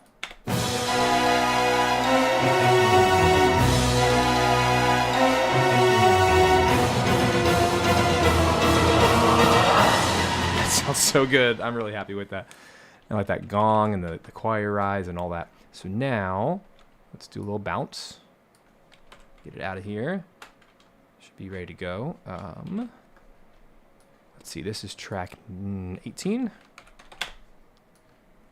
And it's, what is this called? Andross Battle 3 is 155 BPM. And I put that in there so that it can auto detect it inside DAWs. If you have the tempo in there, and that's 18, 24-bit, 848K, should be good to go. Let's export.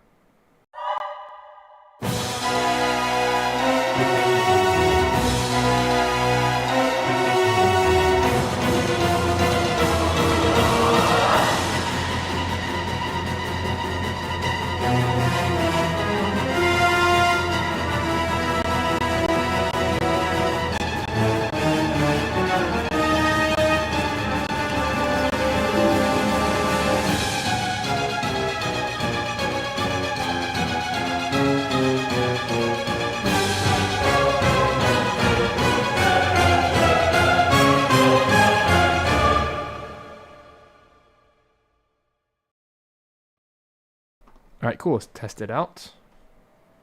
This way. Let me go here first. Oh yeah, it's just a blank screen for you. Sorry. All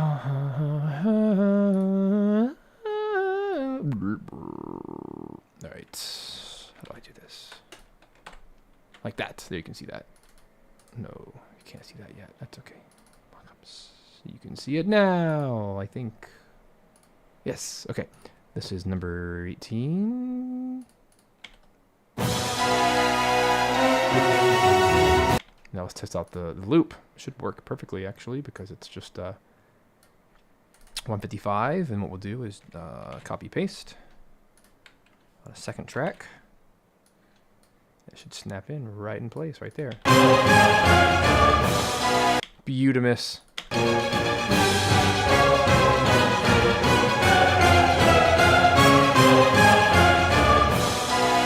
I don't know if I love the choir because I had to split the melody in half for the range of the females, but I'm trying to get used to it. It only works because the trumpets are actually playing the original.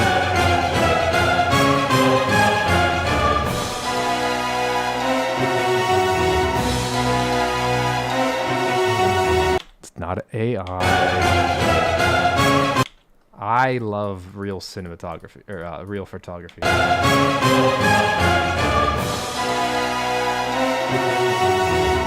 That came out really, really good. Thanks for pushing me on that one, guys. All right, we're going to take a coffee break. Be right back with the Andross Battle. Don't go anywhere.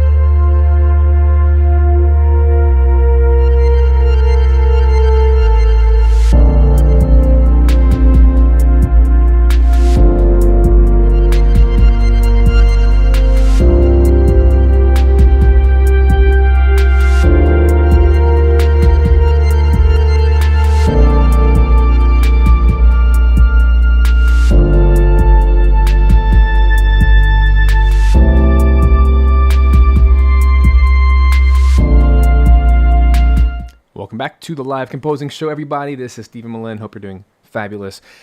Man, I'm actually really happy with the new mic angle. Thanks whoever said it sounded better. I actually think it sounds way better in my ears.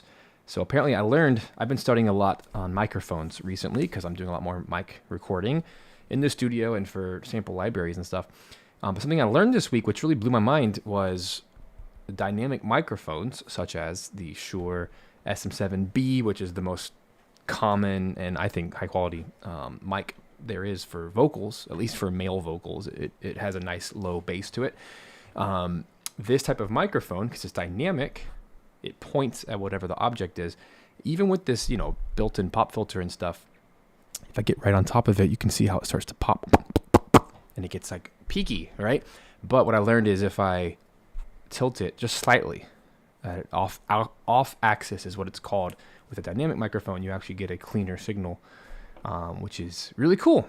Anyway, yay, we learned something today. And now it should be a cleaner signal for you guys.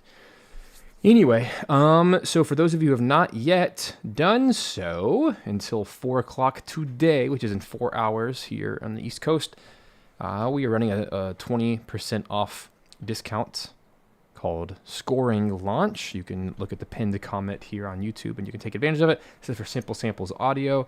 All of these things you see right in front of you, you get 20% off. And there's actually a nice bundle when you put some of them together. So discounts upon discounts. It's amazing.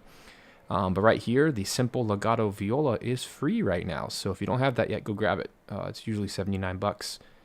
Used to be like $129, so it's dropped. But yeah, it's the new version that I painstakingly fixed and made it all beautiful and stuff. And I've already played through those. Go to the beginning of the stream if you want to check it out. You can go listen to those examples and stuff. But anyway, jump on it. All right, we got one more track to knock out here today. And I got smart this week.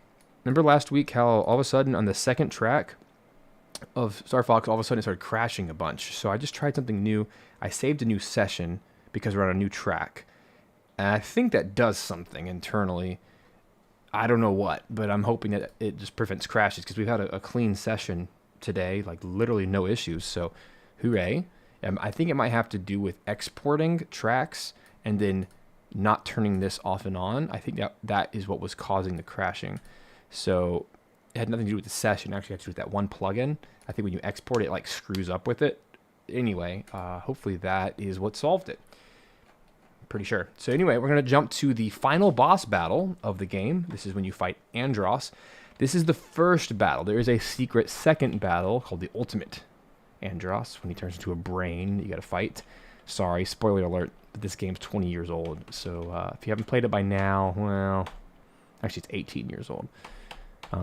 Too late. I just spoiled it. But anyway, you get to fight this guy, and he always creeps me out. He's always creeped me out. So when I played it again, I just had to beat him as fast as possible.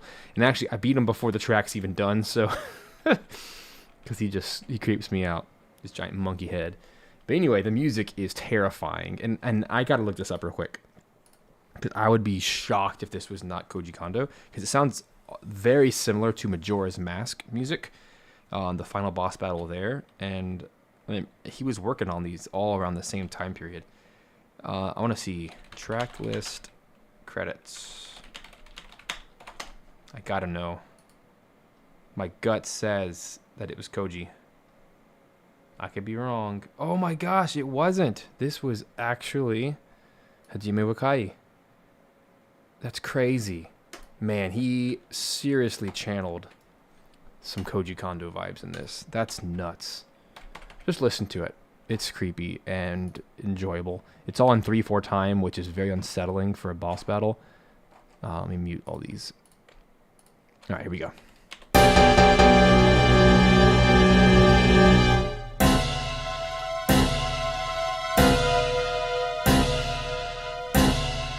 Like, literally just gives you goosebumps.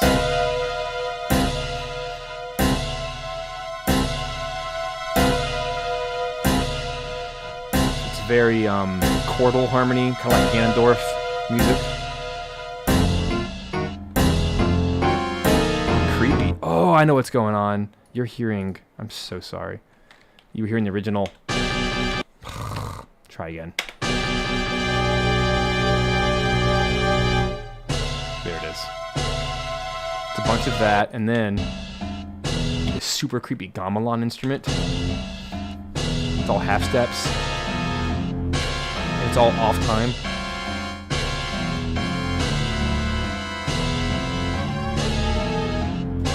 It's like metal.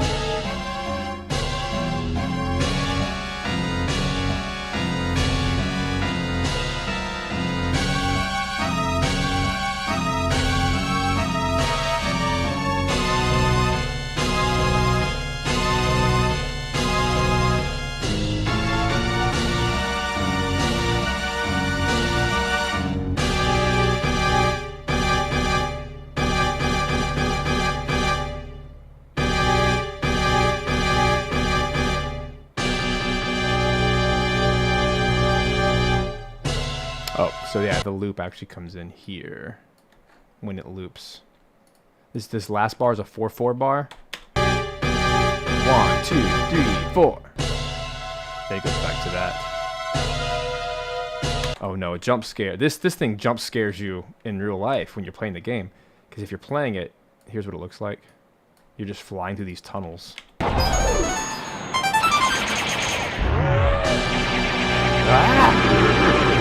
Creepiest laugh ever. The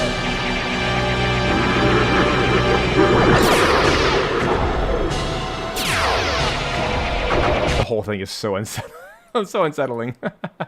Especially as a kid. Like, that is just terrifying. Especially when he turns into a brain.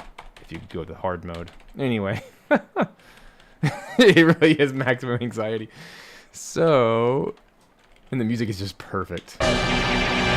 So anyway, let's unravel said music. Here's the MIDI in all of its piano glory.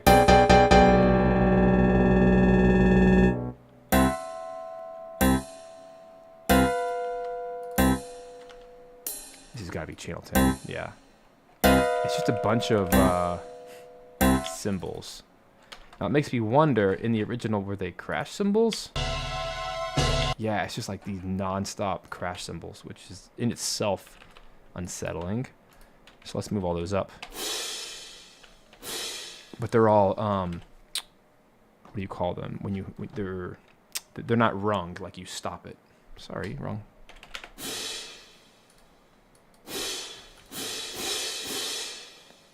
They're very soft. So I'll make all these very soft. Like this.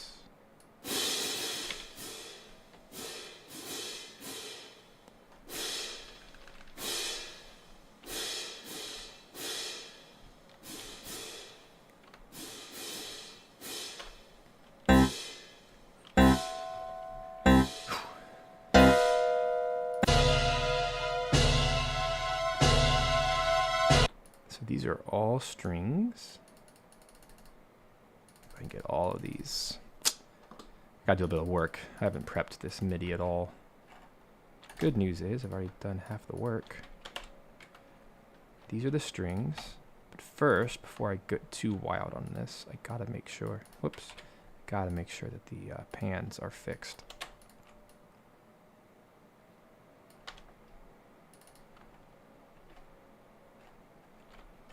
Yuck.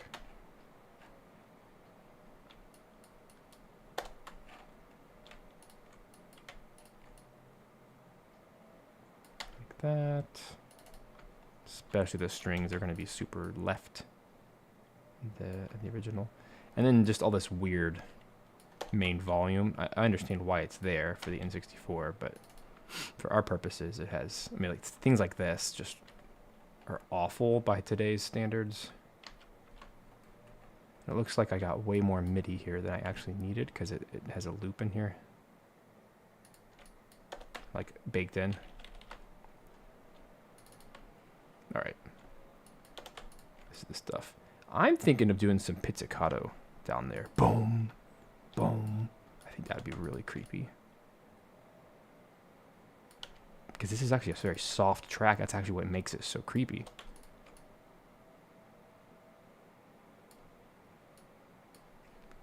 There we go. I think we're almost done.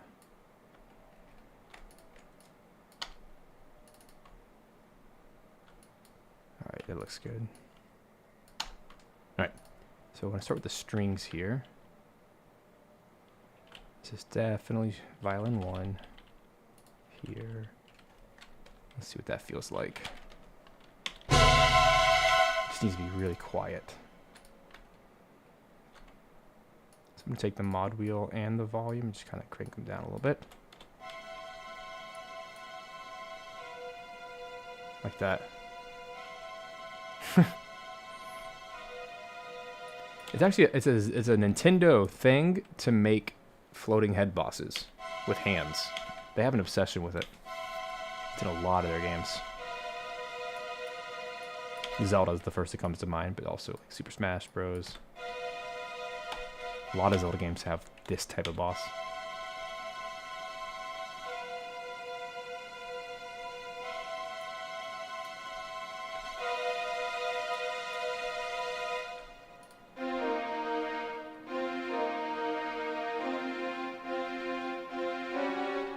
Ooh, I like that chord.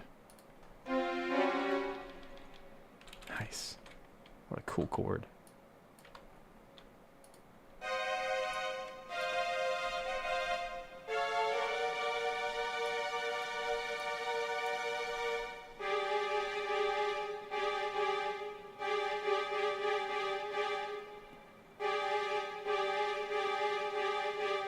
Yeah, Mario does that as well.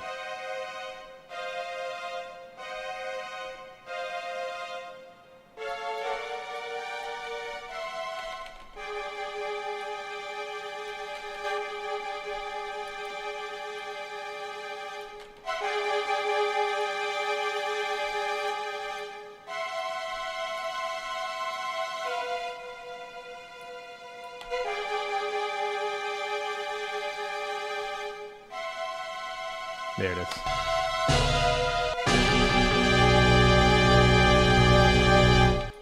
Alright, so na, na, na, na. That's trumpet. Na, na, na, na. Let me actually find it. Oh,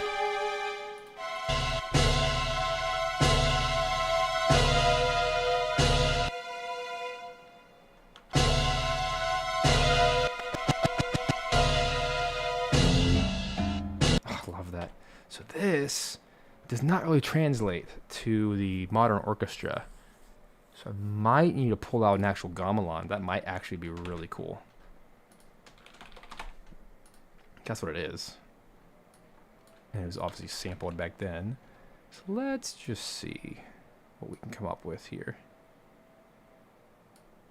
If not, I'll use board instruments. But I have a pretty cool gamelan. It's not there. Where is it? I gotta find it real quick. Somewhere over here. Oh boy. I used to have all this sorted. Now it's not. Ever since my PC crashed and I had to rebuild everything a few months back. It's in here somewhere, I promise. You guys gonna look with me? Yay, so fun.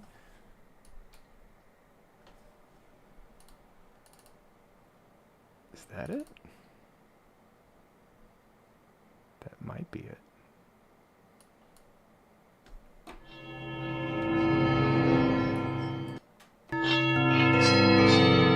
No.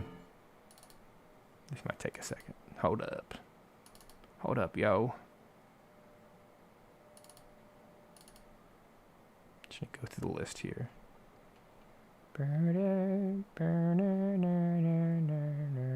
Don't think it's native instruments. It's like some random company that once made this really nice. It stinks when you don't have stuff sorted. And you can't find it on the fly. Don't think it's sound iron. No.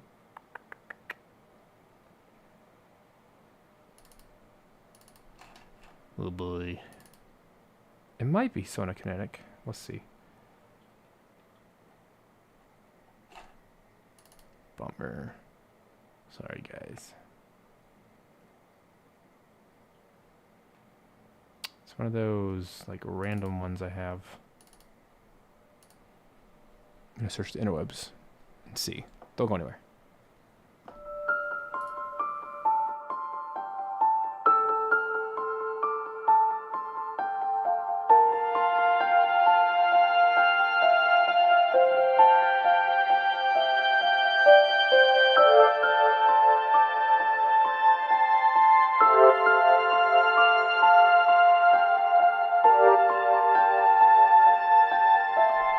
All right, I found it. Thank you, Google. Actually, the Javanese gamelan. This is from Impact Soundworks. Yeah, this one rules. This is exactly what I want. I knew I'd find it.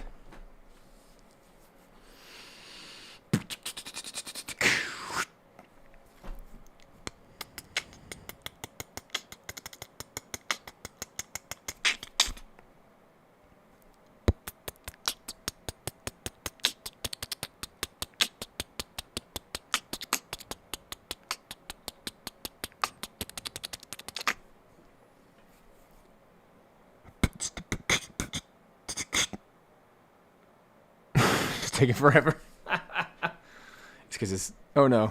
What's happening? Did it load? Yay, it loaded. Loaded. It's gotta be on that.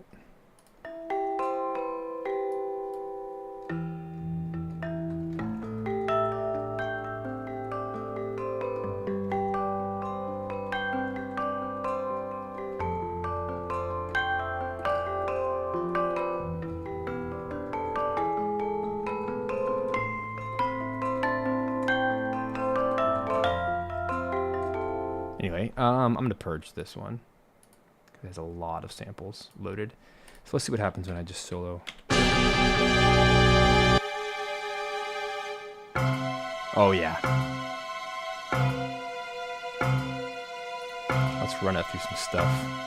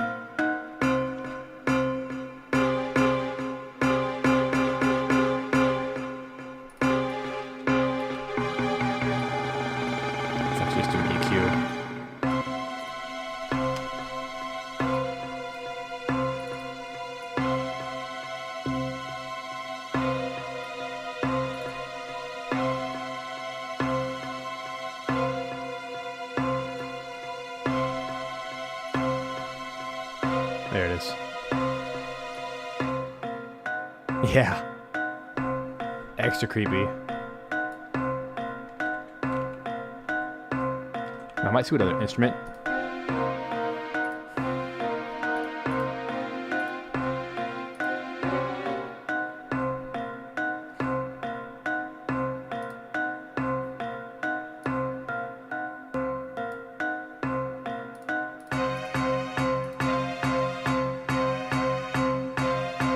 That's fine.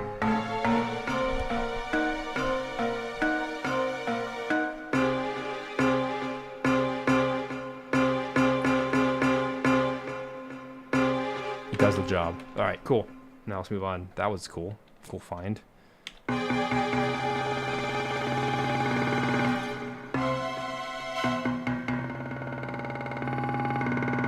Don't like that. I think I'm gonna go. I'll probably put that in the snare, just to have that.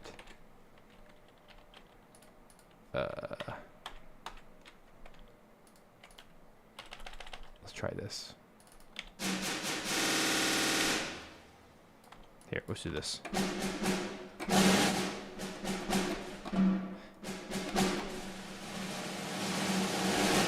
Like that.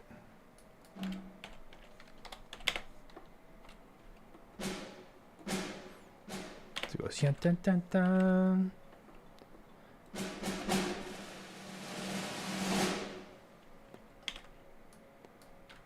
Not it. Dun, dun, dun, dun.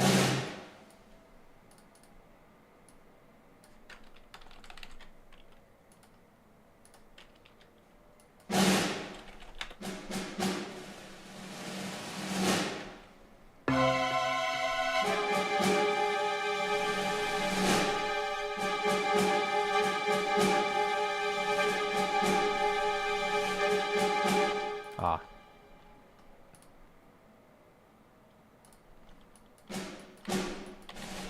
Is that it? No, they're actually 16s. Dun dun dun dun. 1 Iana, 2 Iana, 3 Iana, 4. Dun dun. Like dotted eighths, I guess is what you call them.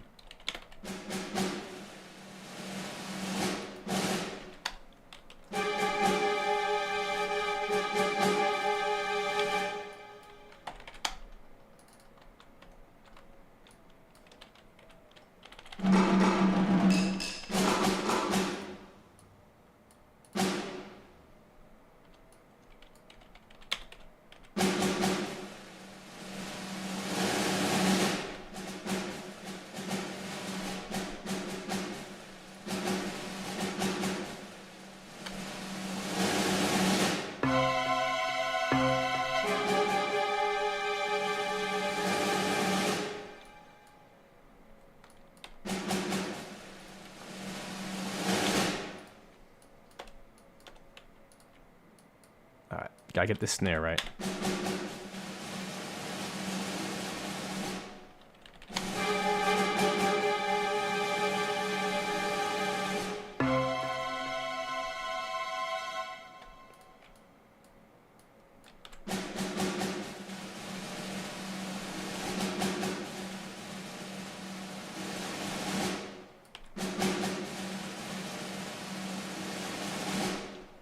There it goes. Okay, cool.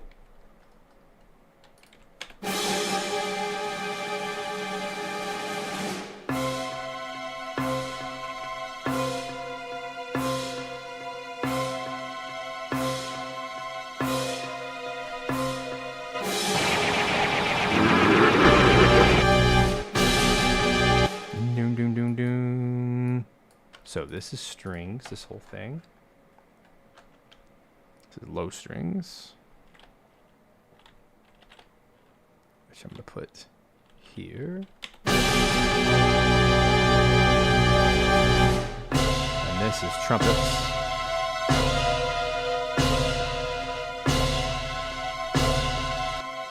Alright, now we can get to work.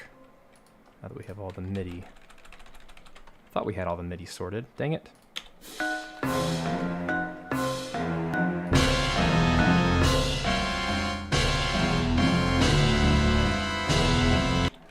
Let's get all this last little bit.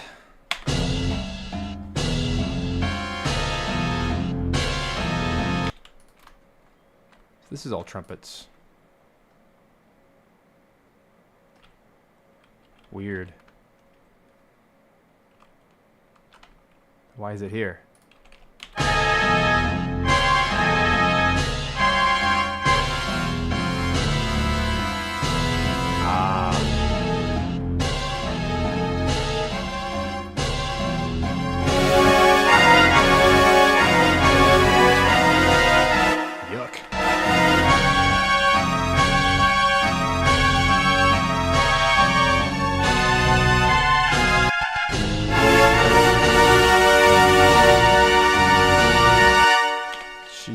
Creepers. All right, this just needs to be way lower in the mod wheel.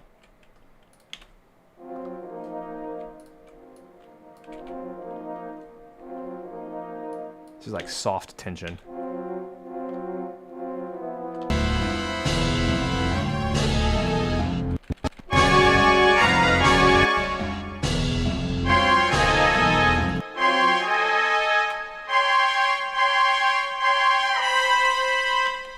So high volume, low mod. There it is.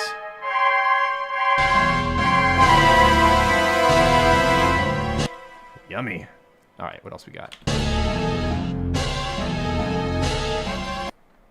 is all this.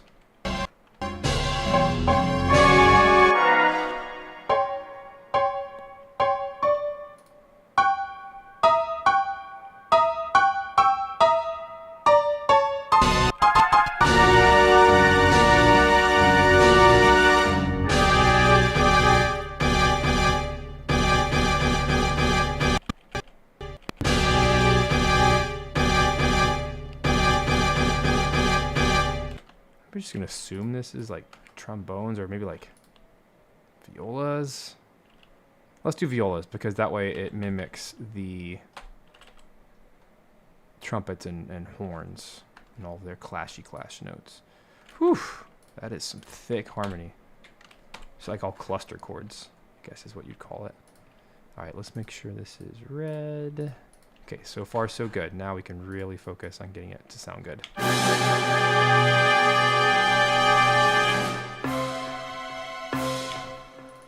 Let's line all these guys up.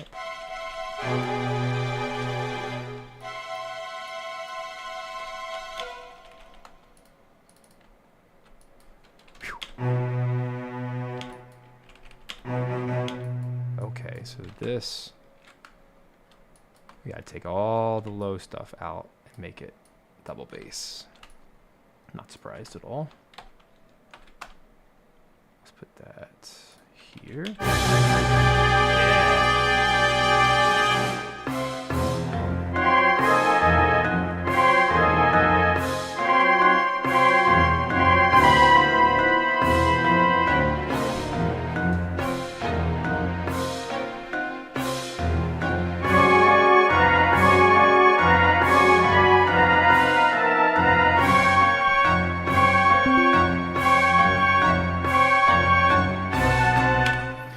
Shed the hoodie.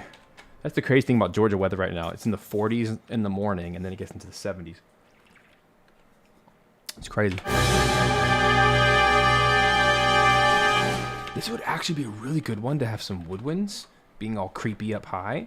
So I'm thinking that this thing would be a really good woodwind ensemble right here. Yeah. All that clashy clarinets, and I want the mod down and then volume up.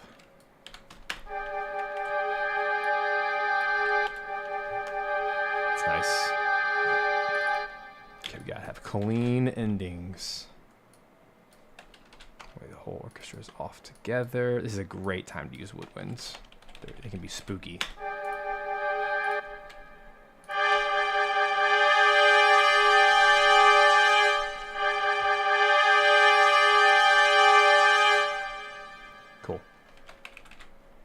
Might also be a good double in horns. Just keep the mod wheel way down.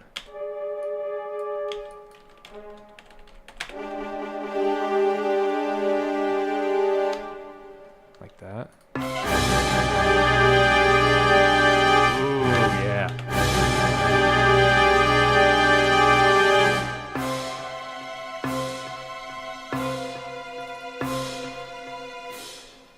A little bit more crash.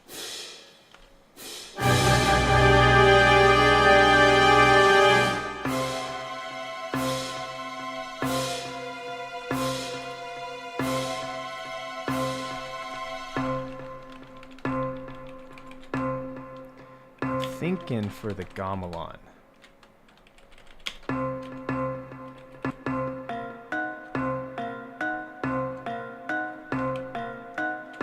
This low just needs to be a whole octave lower, like this. I want you to bump.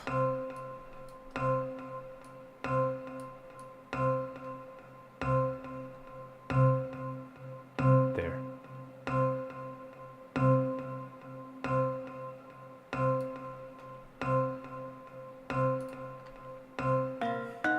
There it is. Part of me really wants to take this. Let's just try it. And create a Ah, that didn't do it. Where'd he go? Ah. Come on. I want to take all of this. It's not going to do it. Some of these just don't copy. Ooh, that's a good idea too. Okay, let me take the low and put it in the harp. Super low. Ooh, that's nice.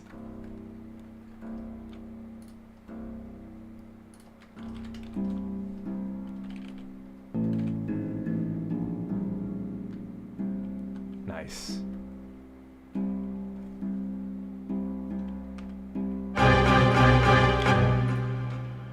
Alright, let me let this ring out. That's such a cool line. Oh, it doubles the gamelan. God, it's a spooky, spacey vibe.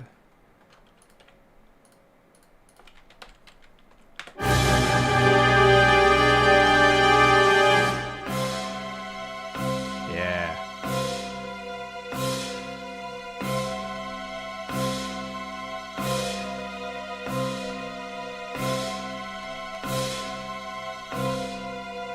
I also want to double that entire line in pizzicato strings, which I haven't used the entire soundtrack, but I think this is the one time to use them. So I'm actually just going to double the double bass shorts real quick. It's an 8DO patch, and it's in that same library family. So we're going to do low strings, pits, and I got to be careful, make sure I don't accidentally... There we go. Keep the MIDI information. All right, so here... Go back to 8DO. Dagietto, ensemble, shorts, pizzicato. This will be really, really tight. Tight! Tight at like the actual use of the word. Like very crispy. Get it loaded. There it is. Turn my far microphone on. Get my volume up.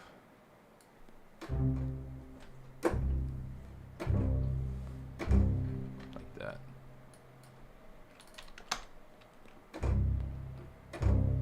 Yeah, that's gonna be nice.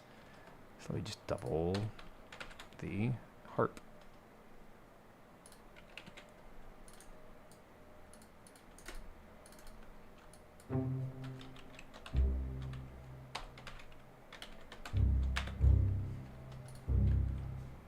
There it is. Yeah, it's quiet tension. They're playing piano. I can turn that patch up. Yeah.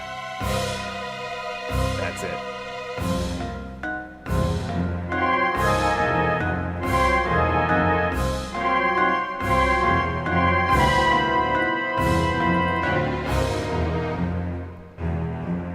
All right, so all of these, there's like jaws, right? But making them legato.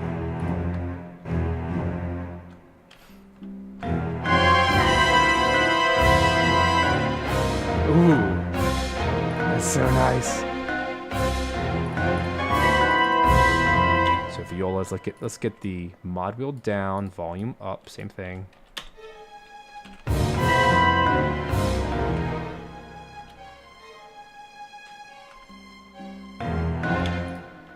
All right, what's the secret? How do I make these work?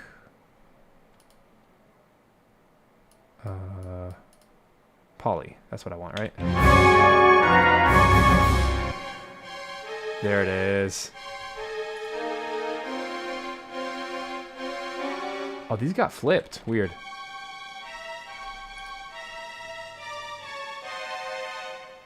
Yeah, for whatever reason, these are flipped. Interesting. Viola and firsts. Okay. There it is.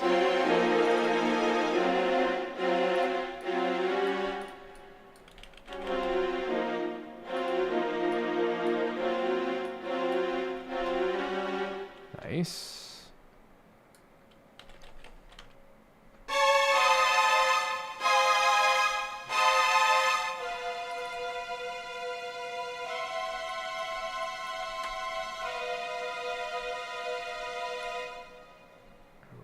I'm going to try to make all of these slightly longer for legato.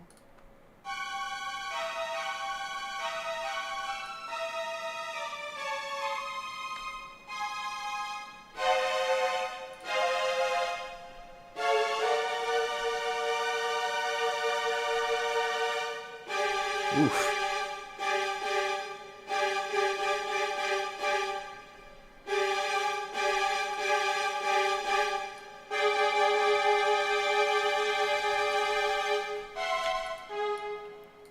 I'm gonna just take out that one pitch, pop it into violas. So we can turn it down. Just that one seems extra loud. Na na na na.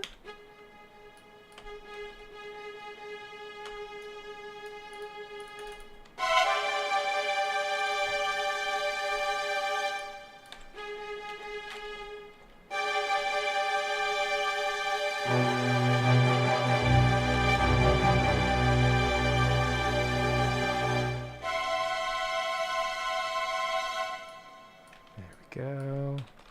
This is a cool track.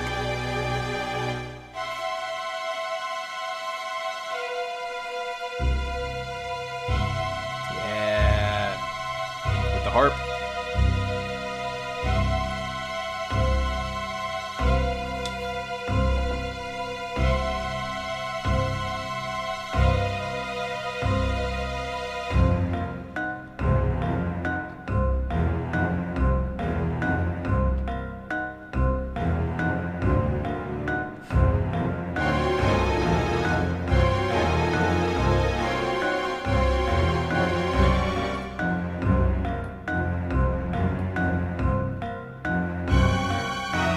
Yeah.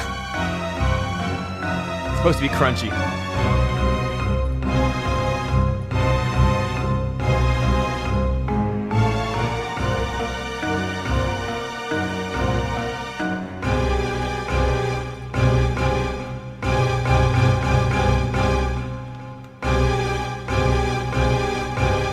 There's a point here that there should be a crescendo. It's actually right here, 760. So I want all the strings to kind of jump up a little bit.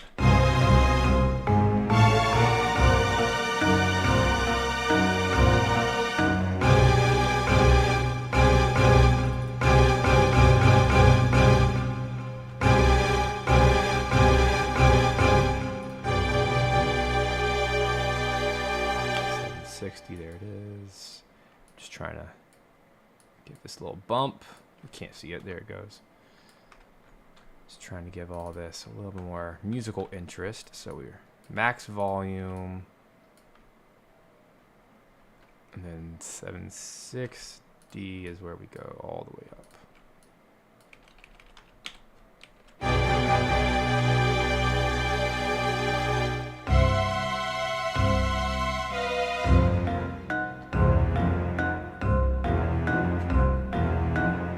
Shouldn't be overpowering.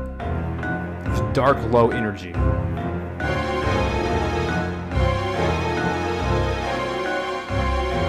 This would absolutely rule played live.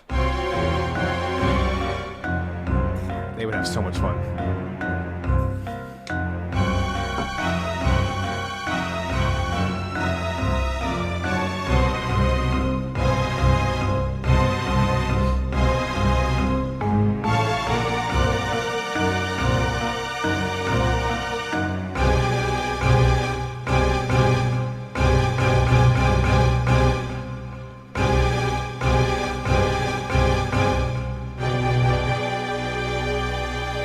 That's where it goes back to here.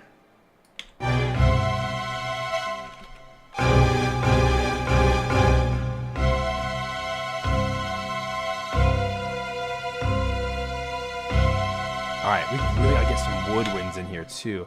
Trying to figure out where they would best fit. Probably just the strings, honestly.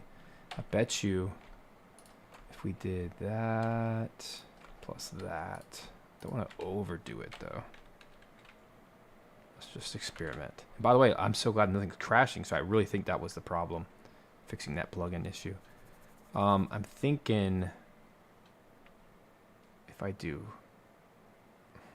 maybe smart. Let's get all the woodwinds out. I want to start with flutes. Flutes, I think flutes and oboes can handle that. And then the lower... Nah, I think I'm just overstretching by doing that. I'm just going to merge everything and put it into like the ensemble patch. I just think it'll get a better balance than me trying... I mean, I could just go in and parse it all out, but that's just not necessarily worth it.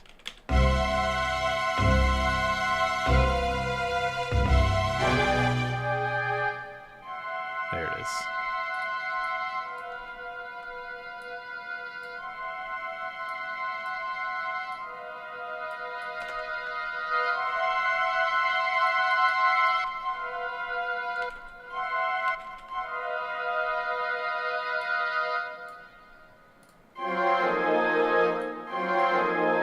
That's nice.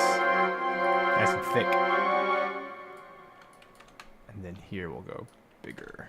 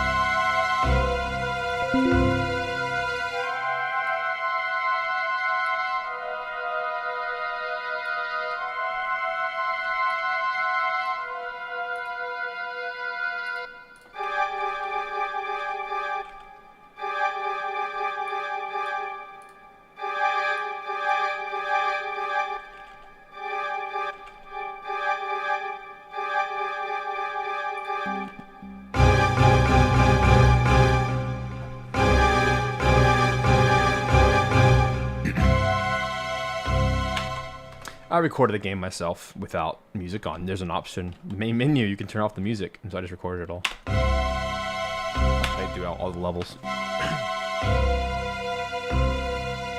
Multiple times. It was such a struggle. I'm joking, right? Twist my arm, make me play Star Fox. Call it work time.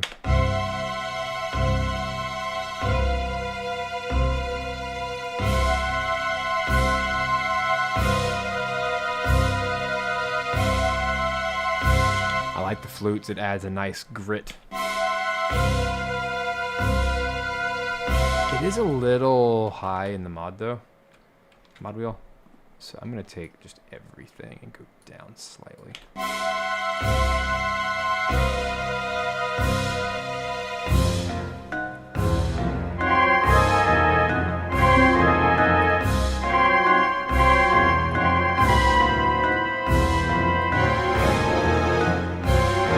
Oh, that's off. No wonder.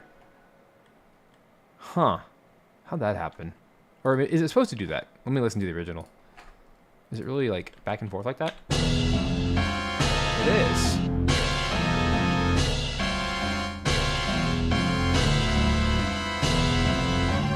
Huh.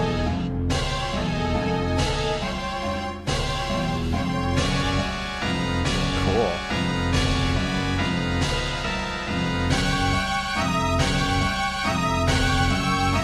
Cool. What a master composer. Jeez. Every choice, every weird choice is so intentional.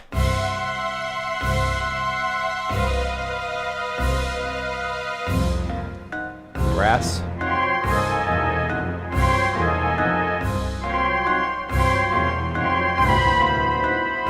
Then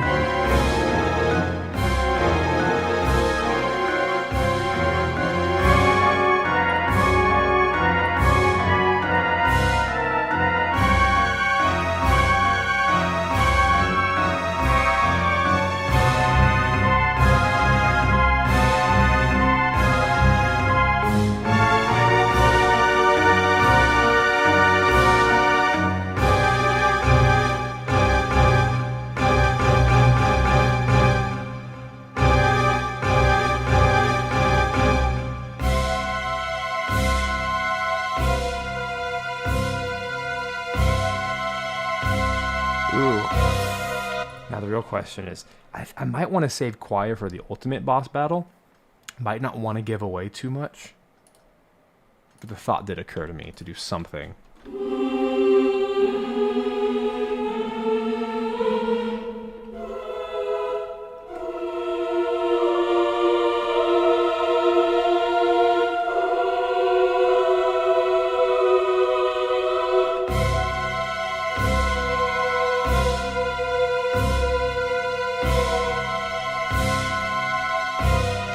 Actually, no, this is the perfect opportunity to use some chicken pox.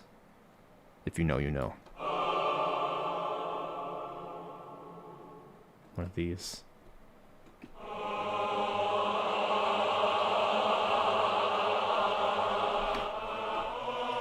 Let's do a bed. Where are they? It says G sharp 4. Oh.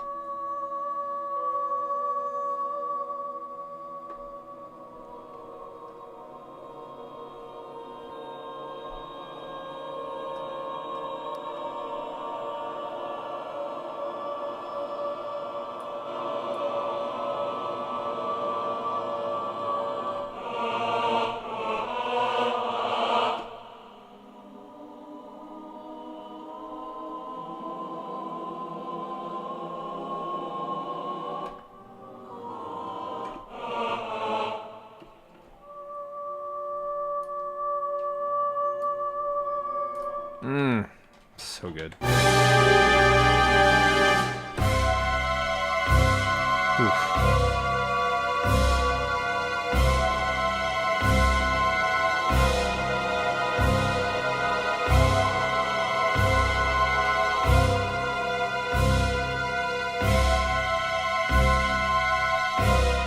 That wasn't long enough. Maybe.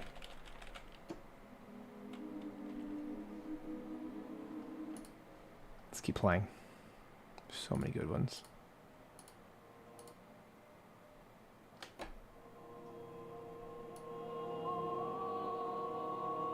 Very Dark Soulsy. Before Dark Souls got big. I love this stuff.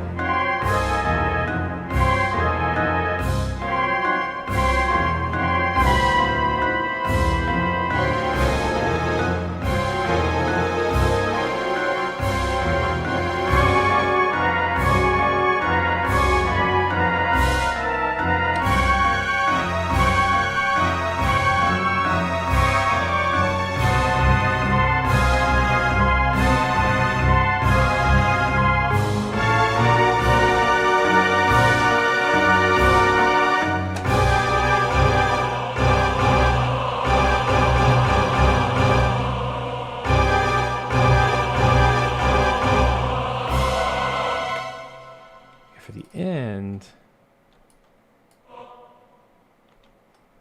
want to do something a bit more.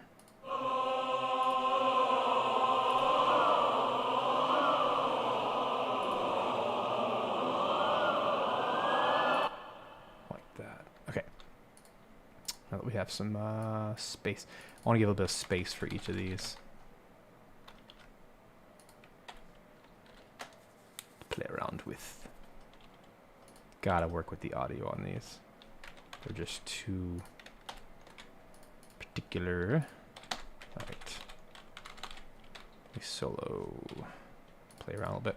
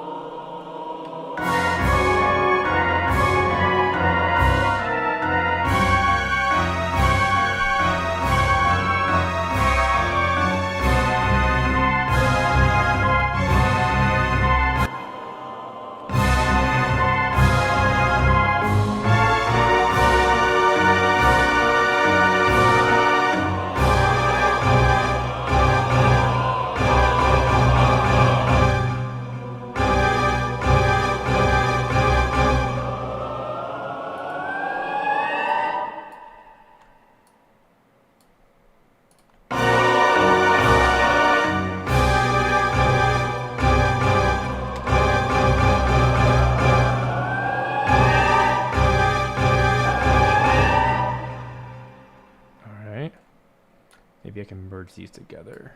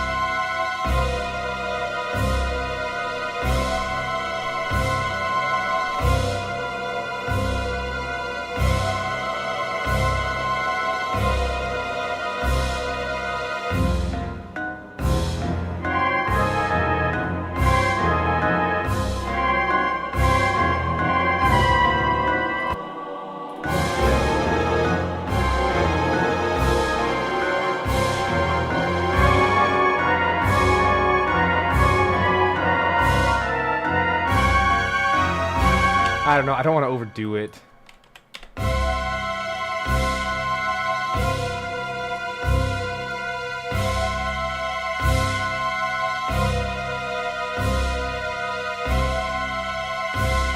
Let's just enjoy.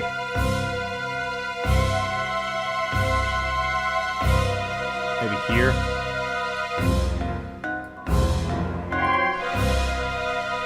That'd be a good spot to put it in because we're doing all this low texture stuff now.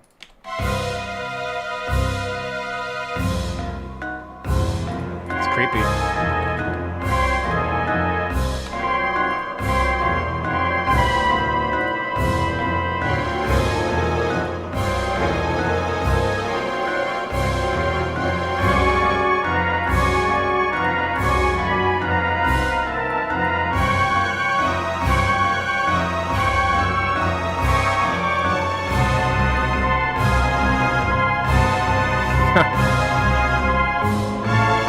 And that's actually a good spot right there.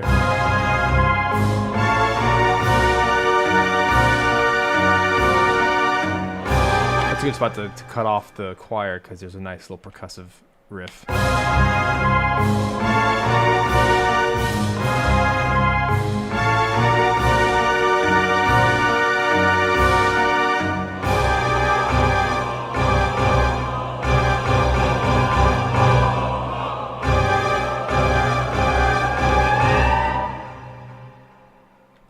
Cool.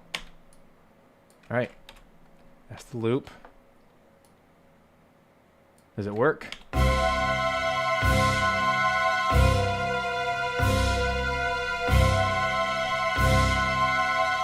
I think we're right at home volume-wise. It never really gets too loud. Yeah, we're fine on volume.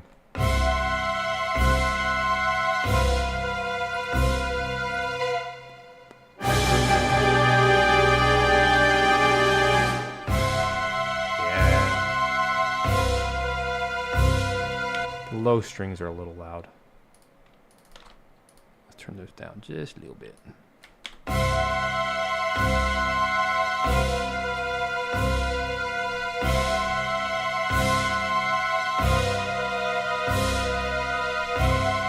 Especially when these come in, you can't block them. Oh, that's so creepy when the choir comes in.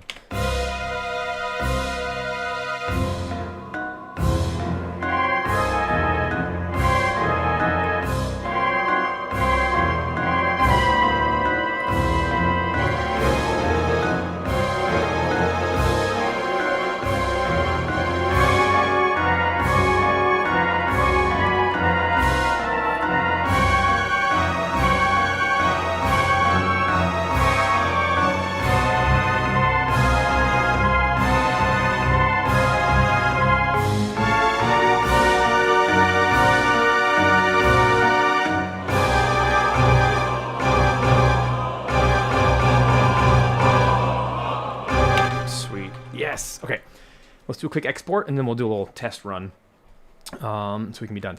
So, just for safety, I have a strong feeling all that reverb is going to get caught in here. So let me take a precaution, because this has happened before on stream, and it's screwed us up big time.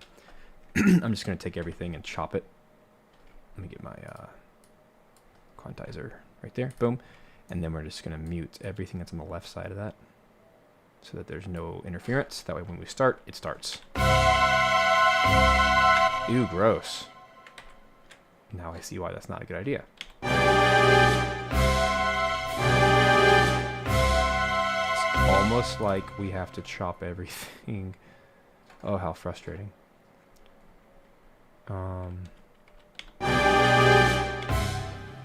Got this a little bit more manual.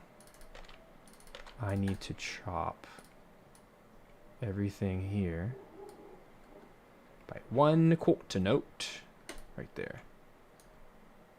And then I have to start there. Does that make sense? I have to keep the MIDI data, all the automation that I did. Otherwise it won't start at the right volume. See?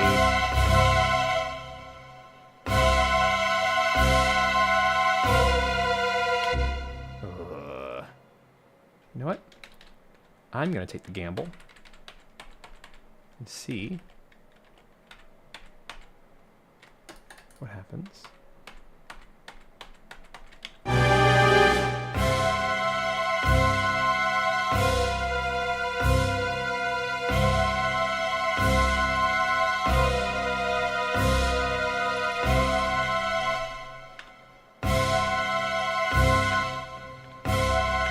Just see if it can figure it out on its own before I go way too intense on that.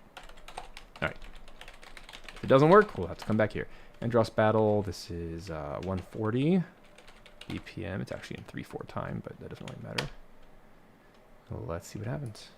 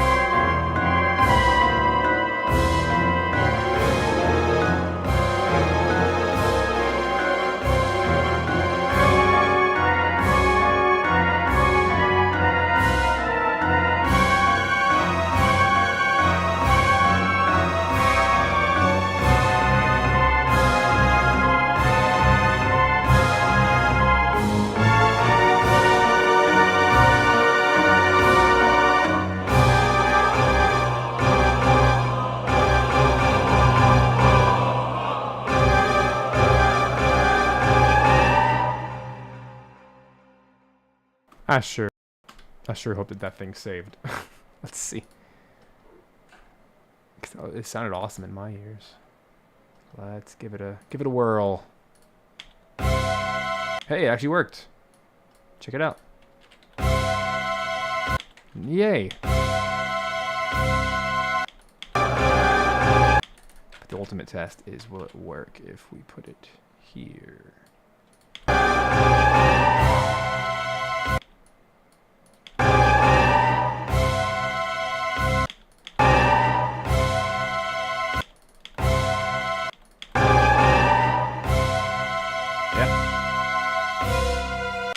Cool.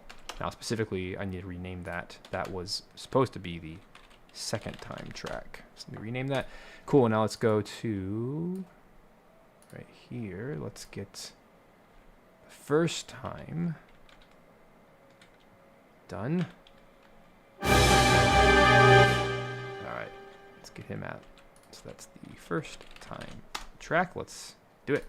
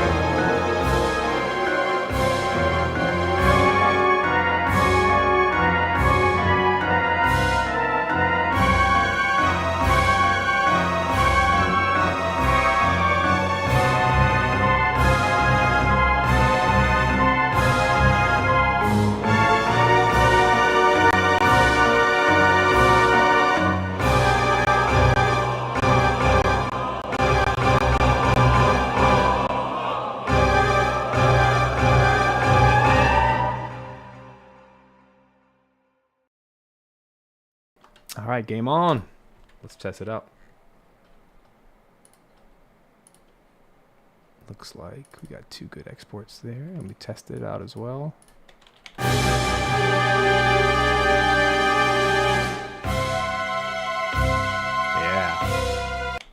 Feels amazing. Second time goes here.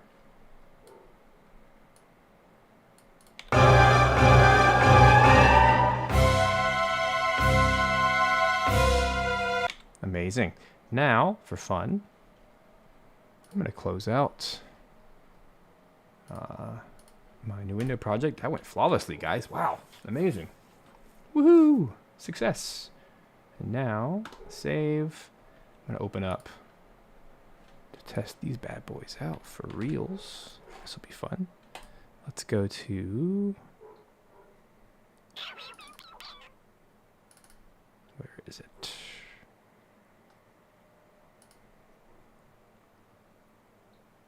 Should be this one. Yeah. Let me find it. That's not it. Where is it? That's Zonus, bro.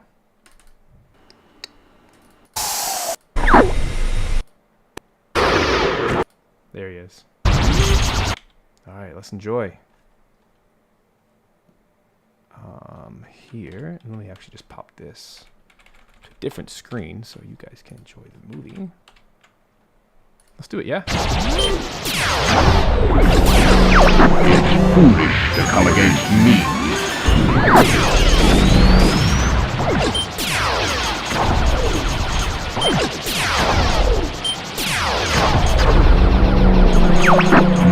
Die just like your father.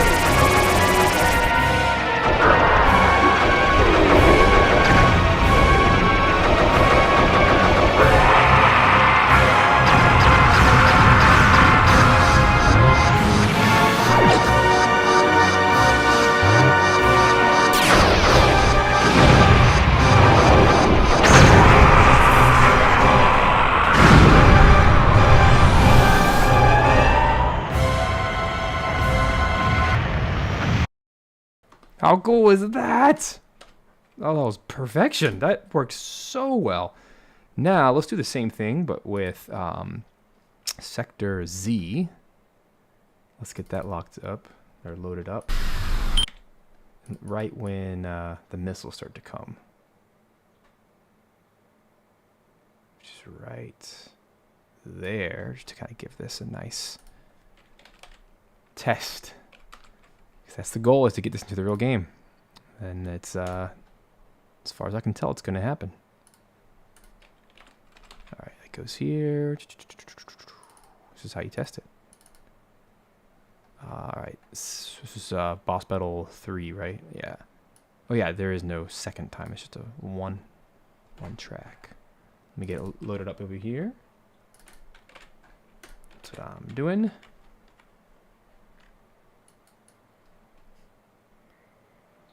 Let me test out this loop.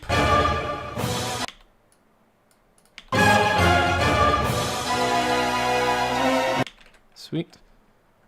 And then we're going to have ourselves a little party. Ready? Oh, let me back it up a little bit so we can kind of get into the zone. Here we go.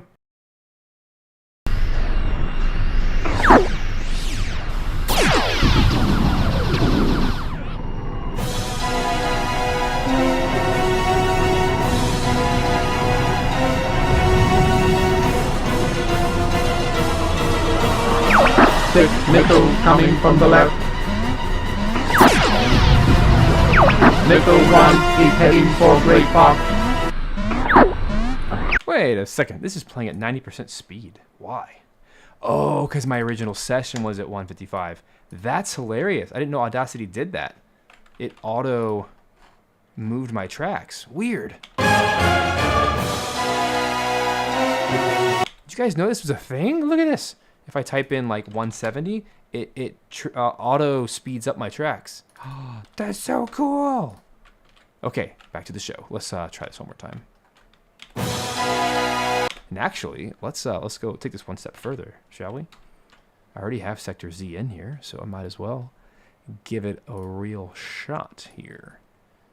So let's put all that together. I don't know how effective this is going to be. I'll just try my best. Here we go. Somewhere back here.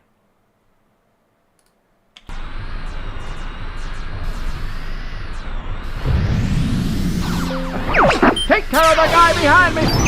Gee, I've been saved by Fox. How swell! Your father helped me like that, too!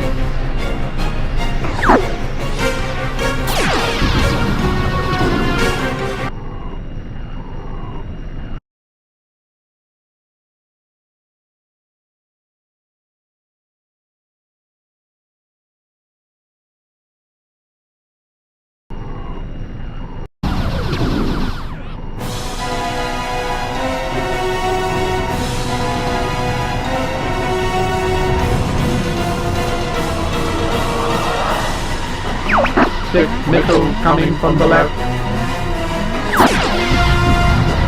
Missile 1 is heading for Great Fox.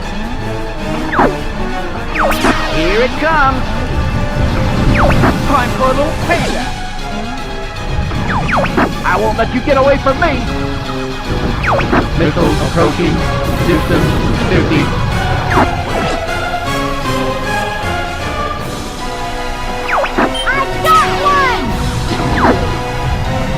There's one down! Go find your own target, Fox!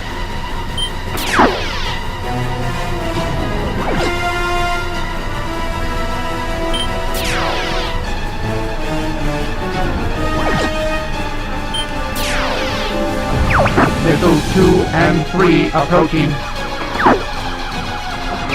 I'm heading for the missile now!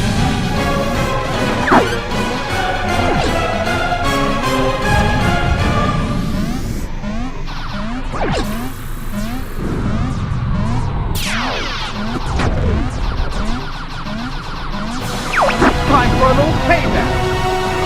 Missiles approaching. Distance 50. Hey, what's the big idea? Fox, get this guy off me! Whew! That was too close! Take care of the guy behind me, Fox! Gee, I've been saved by Fox. How swell! Your father helped me like that, too!